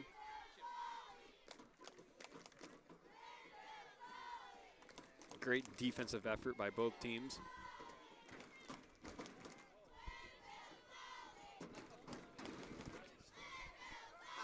We will reiterate it again. North Tama fans, go to Fort Dodge tomorrow to watch the girls run at 2:30 in state cross country. First time in a while they've been there as a team. Had some individuals there lately, but so great to get the girls team there. So go watch if you can. It's an amazing atmosphere. Looks like Lynnville-Sully has 3 runners there too. You can go check them out. Girls 2:30, boys 3:15. Kennedy Park, just north of Fort Dodge. It's an easy hop and a skip over there. Yep. And then North Tama girls volleyball next Tuesday Yep. at the Cell. Well, not the Cell, the Powerhouse. The Powerhouse. The Powerhouse at 6 in o'clock Cedar Rapids. against Worth's Old School. Nice catch there by Adam Greiner. Yeah, good sliding catch. Just they weren't going for the first down. They make up half the yardage there. Make it a 4th and Gave 8. Capriva's pass complete to Adam Grinder, caught the ball on his knees, so I don't think they were trying anything crazy there. Just get some of that yardage back. Yeah, it's going to be 4th and 8 around the 36-yard line of the Hawks.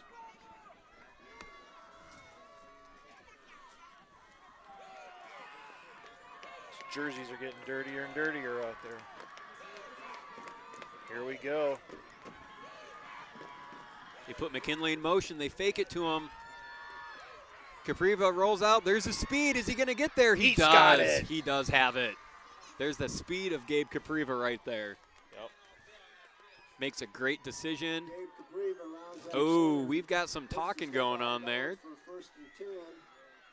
Caleb Ray and gave a little wave to Devin McKinley and got a little. Devin had an unsportsmanlike earlier. Yeah, Devin's got to hold his tongue for the rest of the game. He'll keep his head on straight. 1st and 10 on the 27. There's a pitch to Zook. Yep. Going around the left side here. Not much there. No, can't get around number I think that was Caleb Ray, 22. 22. Yep. He gained maybe Solid 2. tackle by Caleb Ray. Brings Yeah, up looks to 2nd be down about and 7. 2nd and 7. He's on, So the, positive yardage. on about the 24-yard line. Yep. Still moving forward, Yep, which is just good. keep moving up. You're gonna, they're going for it on 4th every time. You got 4 downs to get these 10 yards every time. That's right. They go 5 wide. They spread it out. Looks like pass every play. This one it is. Michael Bell, see if he can get a block. He gets 1 from Schreier. Gets close to the 1st down. He's close. 3rd and 1, I think. Yeah, I'm not sure. I think he's short, but Schreier gave him a little room. Pass complete to Michael Bell. Tackled by Connor But hey, this is what, just move it down. You got now 3rd and 1. 3rd and 2 is exactly, not in a hurry. Don't need to go for it all. On the 19-yard line, they're inside the red zone.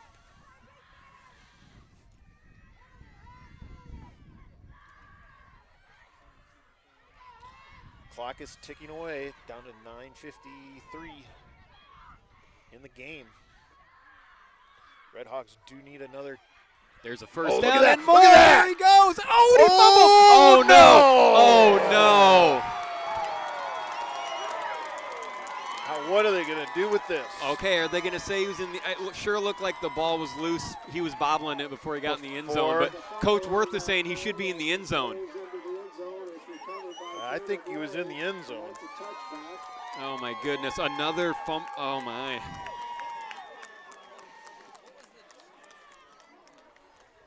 The Hawks must have had their hands in there. And they're You can trying go to pull back it. and watch, but Yeah. it looked like Capriva was bobbling it before he got in the end zone from my vantage point, and that was the call. Like they said that he didn't have possession of it. Oh, man, I tell you, that's twice now the Redhawks have just been so close to, and then it's been a fumble and just bad luck.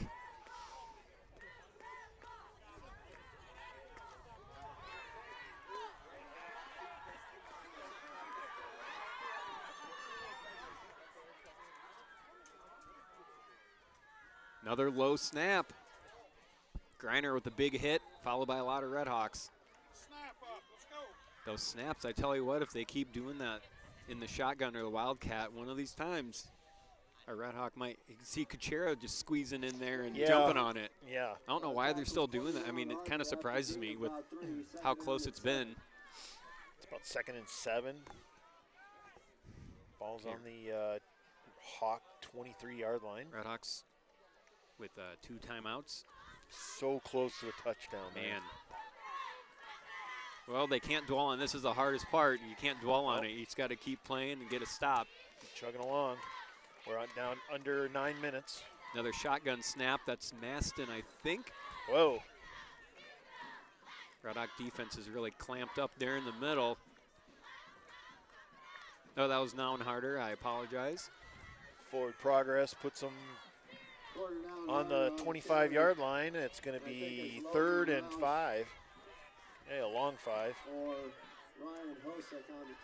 Ryan Hosek. It's Hushik, but I mean, if you read it and you didn't know, kind of like Kuchera, you wouldn't know how to say it. But yeah.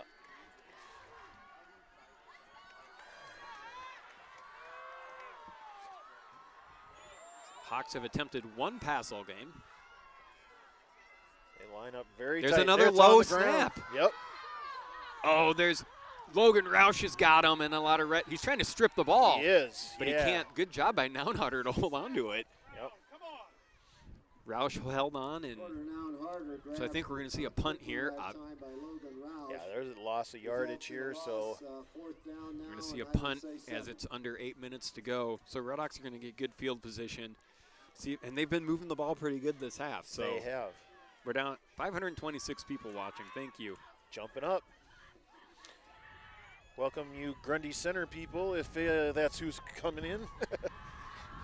Probably. Yep. All right. You're seeing a good one as you just saw a good one. 4th and 7 on the 23. Here's the punt. Ooh, it's a short punt. And it's way out. Let's see where they mark it out. Yeah. 35-yard line, I think. Nope, they're going. Here they go. They keep moving to the 30. 30. So about a 10-yard punt, and the Redhawks have great field position. Yeah, that's a nice spot for the Redhawks.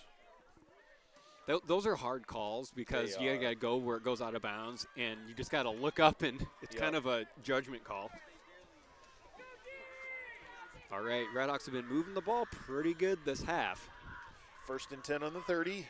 7:19 to go in the 4th quarter. Hawks are up 8-6 over the Redhawks. Winner goes to Grundy Center to play the Spartans for a chance to go to the Dome. They got to get by each other here. Another run. Ooh, big hit right there. Capriva hit the hole, but then was met hard, and I can't see the number. I think it was down harder, but I could be wrong. 11. His jersey's so dirty. Yeah. Nope, that was Squires, number 40. About 2nd and 8. Ball's on between the 27, 28-yard line. Like I said, they've got 4 downs to get these 10 yards every time. Don't need to go too far down unless it's there. They put Zook in motion. They throw it to him. He's got some blocks, gets the corner. He's got a 1st down. He does. Good blocking over there by McKinley, maybe Bell, Schreier. Griner was on this side. Yep. If they can get blocks, it's there. So it'll be 1st and 10 on the 20. Maybe it's because we're closer to the field. This has been one of the hardest hitting football games by both teams that I can remember. They've just been, and this has been it's a defensive battle. You can see it's 8-6. Yep. North Tama right on the edge of the red zone here, trying to get some more points. That's a straight run right there, and he's got nowhere to go. No. Taken down at the line of scrimmage. Capriva trying to dodge a few and doesn't make it very far on that one. I think Squires took him down again, number 40. Saying his name a lot. It's going to be 2nd and 10 on the 20. We're down to 6:13 on the clock and ticking. Redhawks in no hurry right now. Yeah, we got 17, 16, 15 on the play clock.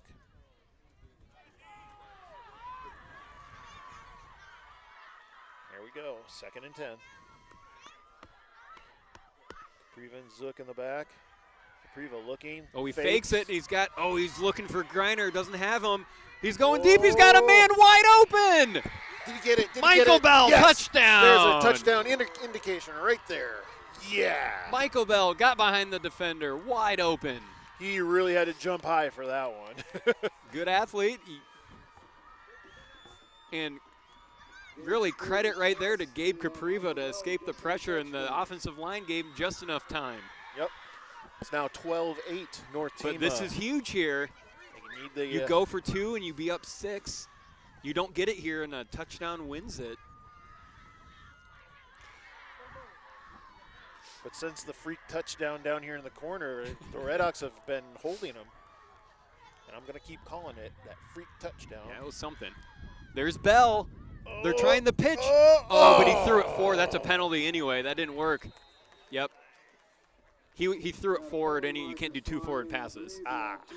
But he didn't. It was. Yeah, thank you. That's true. Which is not. They were going for the play where they've scored on 2-point conversions with that like hook and ladder, where they flip it back to an offensive lineman. But it was the Hawks had it snuffed out. They've seen it enough. Yeah, it was a mess over there, and the Redhawks tried to pull it out. Here's one of the oddest scores you're ever going to see in football: 12-8. 12-8. We got a baseball. This is like the World Series game that's going on right now. It could be 12-8. About ripped my headset wire out on that one. That was exciting. Michael Bell got behind the defender. Capriva had just enough time. He rolled out. I think he was trying to go to a kind of a pump and go down here to Griner, but it wasn't there. It's covered well, and Bell does a good job. You know, in those plays, those, kind of freak jailbreak plays, you can maybe get behind the defense, and he did. Yep. So we have 5:41 left to go in this game. The Redhawks are up 12-8. We will be hanging on a little bit longer for this broadcast, as there is a trophy presentation at the end of the game. And 5:41 to go. The Hawks have 3 timeouts. Like I said, they've tried to throw the ball once tonight, but 5:41 is plenty of time for them to do what they do with running. Tell you what, the Redhawks have really done a great job against the run the second half. They have. For most of the game, too. Those low snaps, though, we'll see if they keep doing that. Yeah, those snaps are probably a little concerning for the Hawk coaching The Redhawks staff. are lining up like they're going to onside it again. Yeah, I don't know if that's a good thing, is it? I mean, that's why I'm not a coach. He is going to go deep. And there's going to be a little bit of a return. He misses one tackle. He's got some room over there. That's Caleb Ray, 22. Ooh, big hit out of bounds. Oh, and they call the flag. No way. I don't know about that. We're on the opposite side, but he looked like he might have still been in bounds. And that's 15 yards. I tell you what, it's killed them all year, those huge penalties. I think it was Bell who hit him. I mean, just hitting a guy and him going out of bounds is not a penalty. I mean, if he was already out of bounds. Unless he's out. And he might have been. We're on the wrong side. So if it was the right call. But, man, now they've got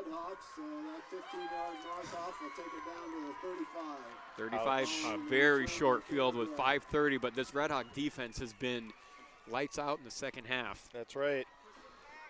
If you remember, the Hawks in the third quarter got it to the red zone and couldn't punch it in. Here we go. This is all that conditioning you've been doing all summer, all year, down to this, 5 minutes, 30 seconds to go in the season. 1st and 10 on the 35. Clock sticking at 5:30.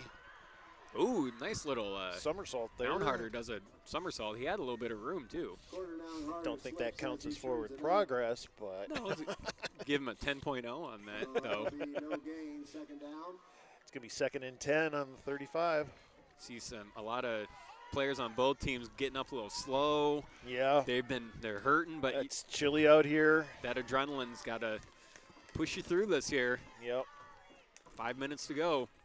Clock is the best friend for the Redhawks right now. Yeah, and the clock is ticking. We're down to almost 4:50.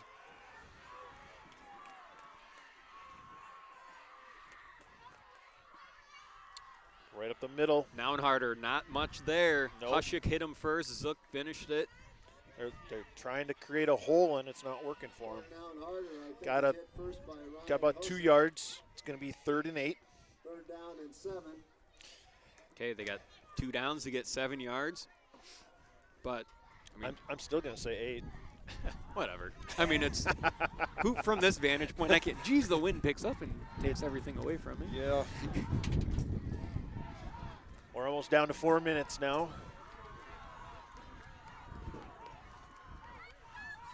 3rd and long for the Hawks. That's Naunharder in the Wildcat. Tries to get behind some blockers, and he can't. Nothing there. Big wall of Redhawks.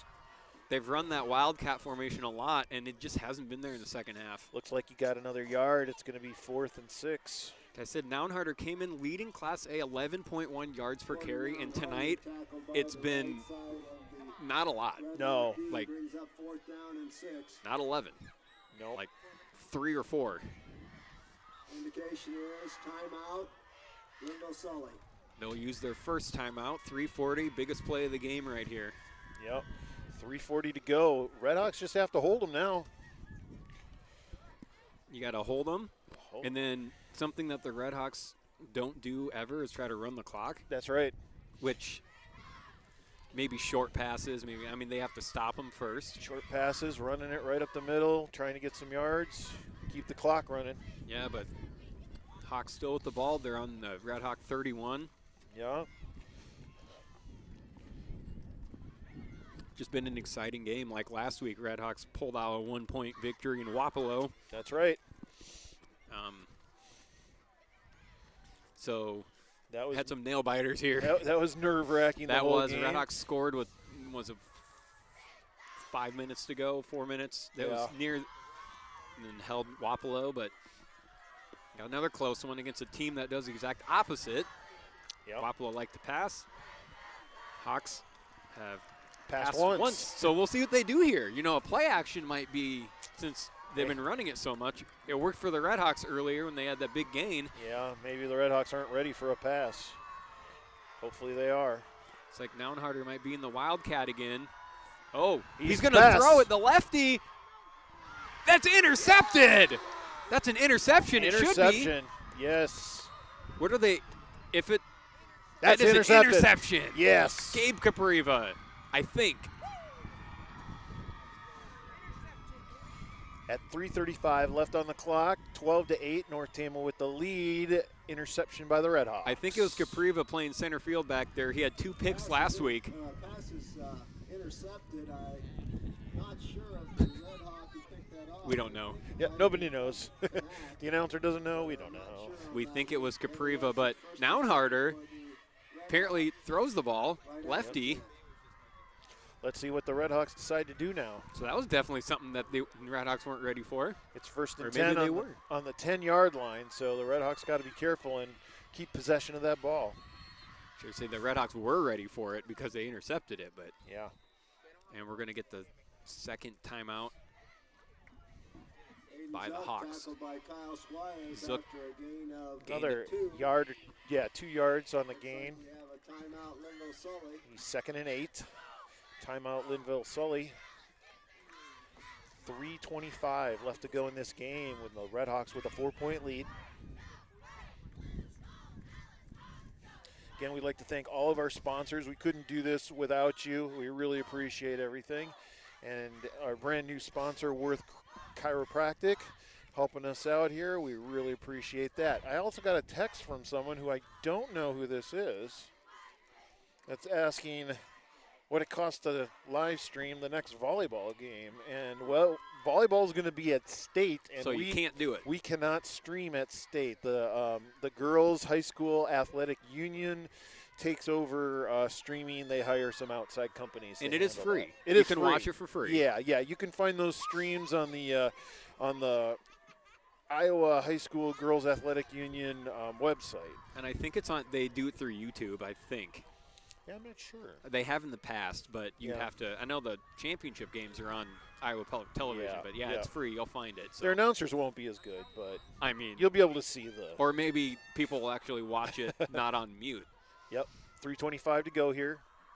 I think McKinley has the ball. They did a little misdirection. He has a good gain there. Oh, yeah, he's got at least 5, maybe 6 yards. Be 3rd and See where they spot the marker 2? here. Yeah, 2.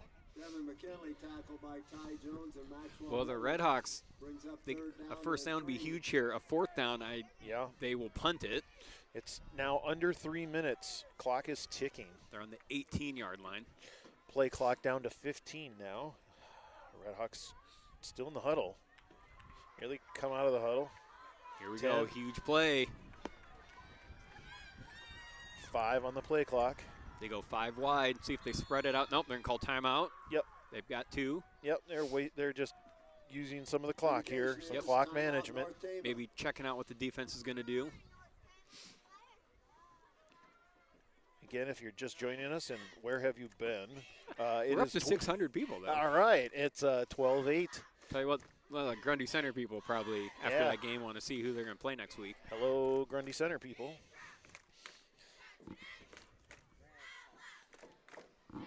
We're down to 2 minutes, 40 seconds on the clock. This timeout is a North Tama timeout. There's 1 left for each team.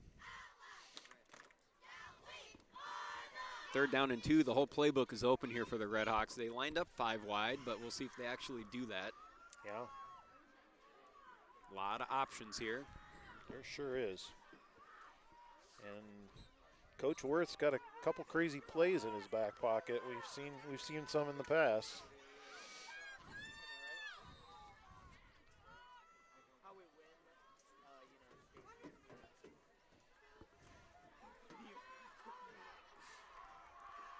All right, here we go. Teams are up at the line of scrimmage. 2:40 to go on the clock. Capriva pitches it off to somebody. I can't tell. It was McKinley, and he was taken down in the backfield. The ball, he's down, but great tackle. Couldn't see who it was. They tried to end around pitch to McKinley, and he was taken down for a loss. Yeah, he lost about 2 yards, maybe 3, or 1 yard to make it 3 total. The Redhawks are going to punt here. Yeah, it's going to be. And we have a last time out of the game by the Hawks. So that's huge because they're not used to throwing the ball. They're going to have 2:21 if they get it here. And Redhawks are they're going to punt. 4th and 2 on their own 18. Yeah, the Redhawks really need a really long punt, and Last I'm not punt. sure they got it in them. No, the punting, and maybe it is the wind. I mean, it's still pretty windy out here, but the punting for both teams has been pretty short tonight. And It has. these teams aren't used to punting for one, Right. either team. And it's chillier, and the balls are harder, and so that affects it. So Michael Bell with the most important punt of his life right here. Yeah. If they let Michael punt. Gabe Capriva has also punted. He has in the punted past, before, you're right. So it might be interesting We'll to see whoever, you don't want a lot of air on this one probably to get up No. in the wind, so who can do more of a line drive here? Yeah.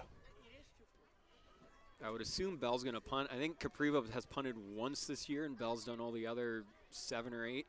Or you do a punt fake. I mean, that would be, I wouldn't put it past Coach Worth. I just throw that out there for everyone to ponder. I mean, a first down pretty much ends the game here, or pretty close to it. Yeah.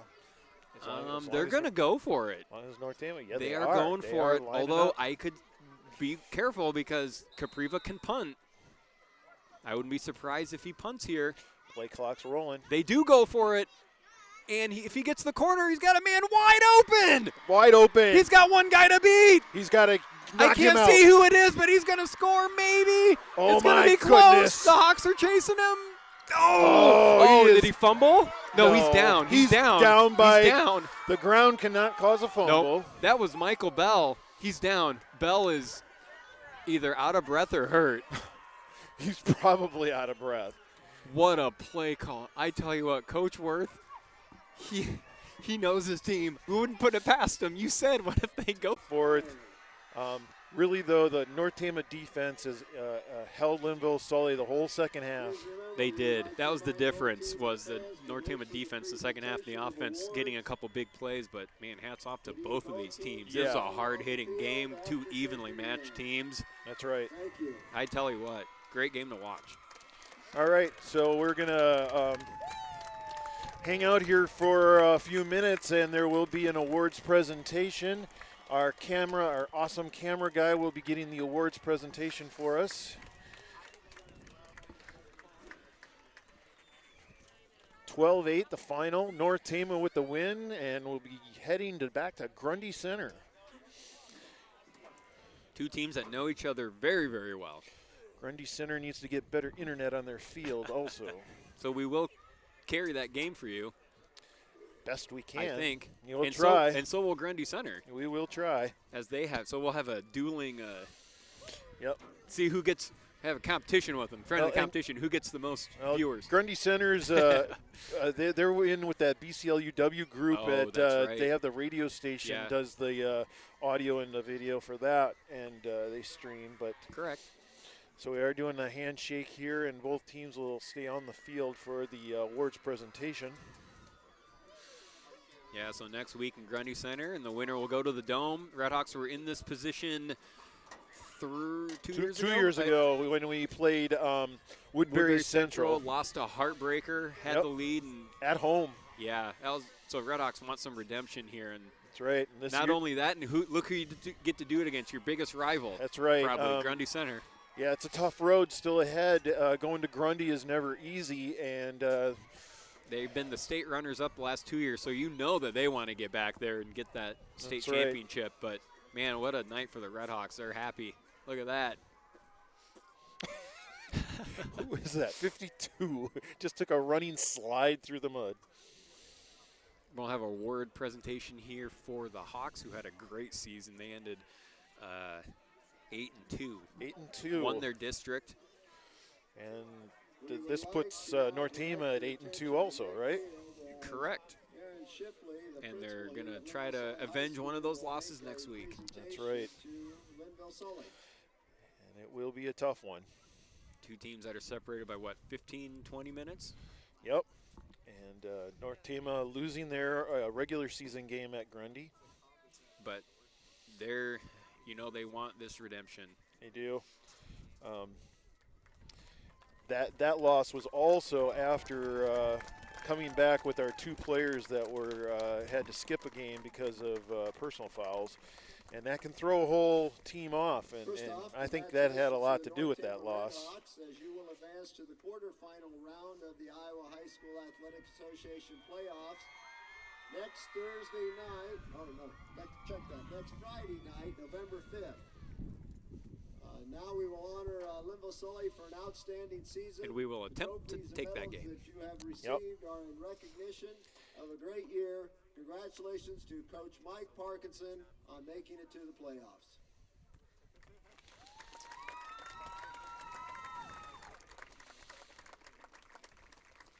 Next week, great the season North by Tama Lynnville-Sully. will play the winner of the Grundy Center Earlham game, and I have not been informed about who that will be. Grundy won. Grundy Center won 6-0, so a couple very good defensive games. And drive up 63, so be careful on your way home. Hey, we're done a little quicker than last week. All right, we'd like to thank our sponsors once again for helping us out with these broadcasts. I'd like to thank the North Tama Tech team and Tyson Roberts for making the trek down. Really appreciate it, and we will do our best to bring you North Tama football next Friday at Grundy Center. Again, tonight's final score, North Tama 12 and Lynnville-Sully 8. Have a great night, everyone.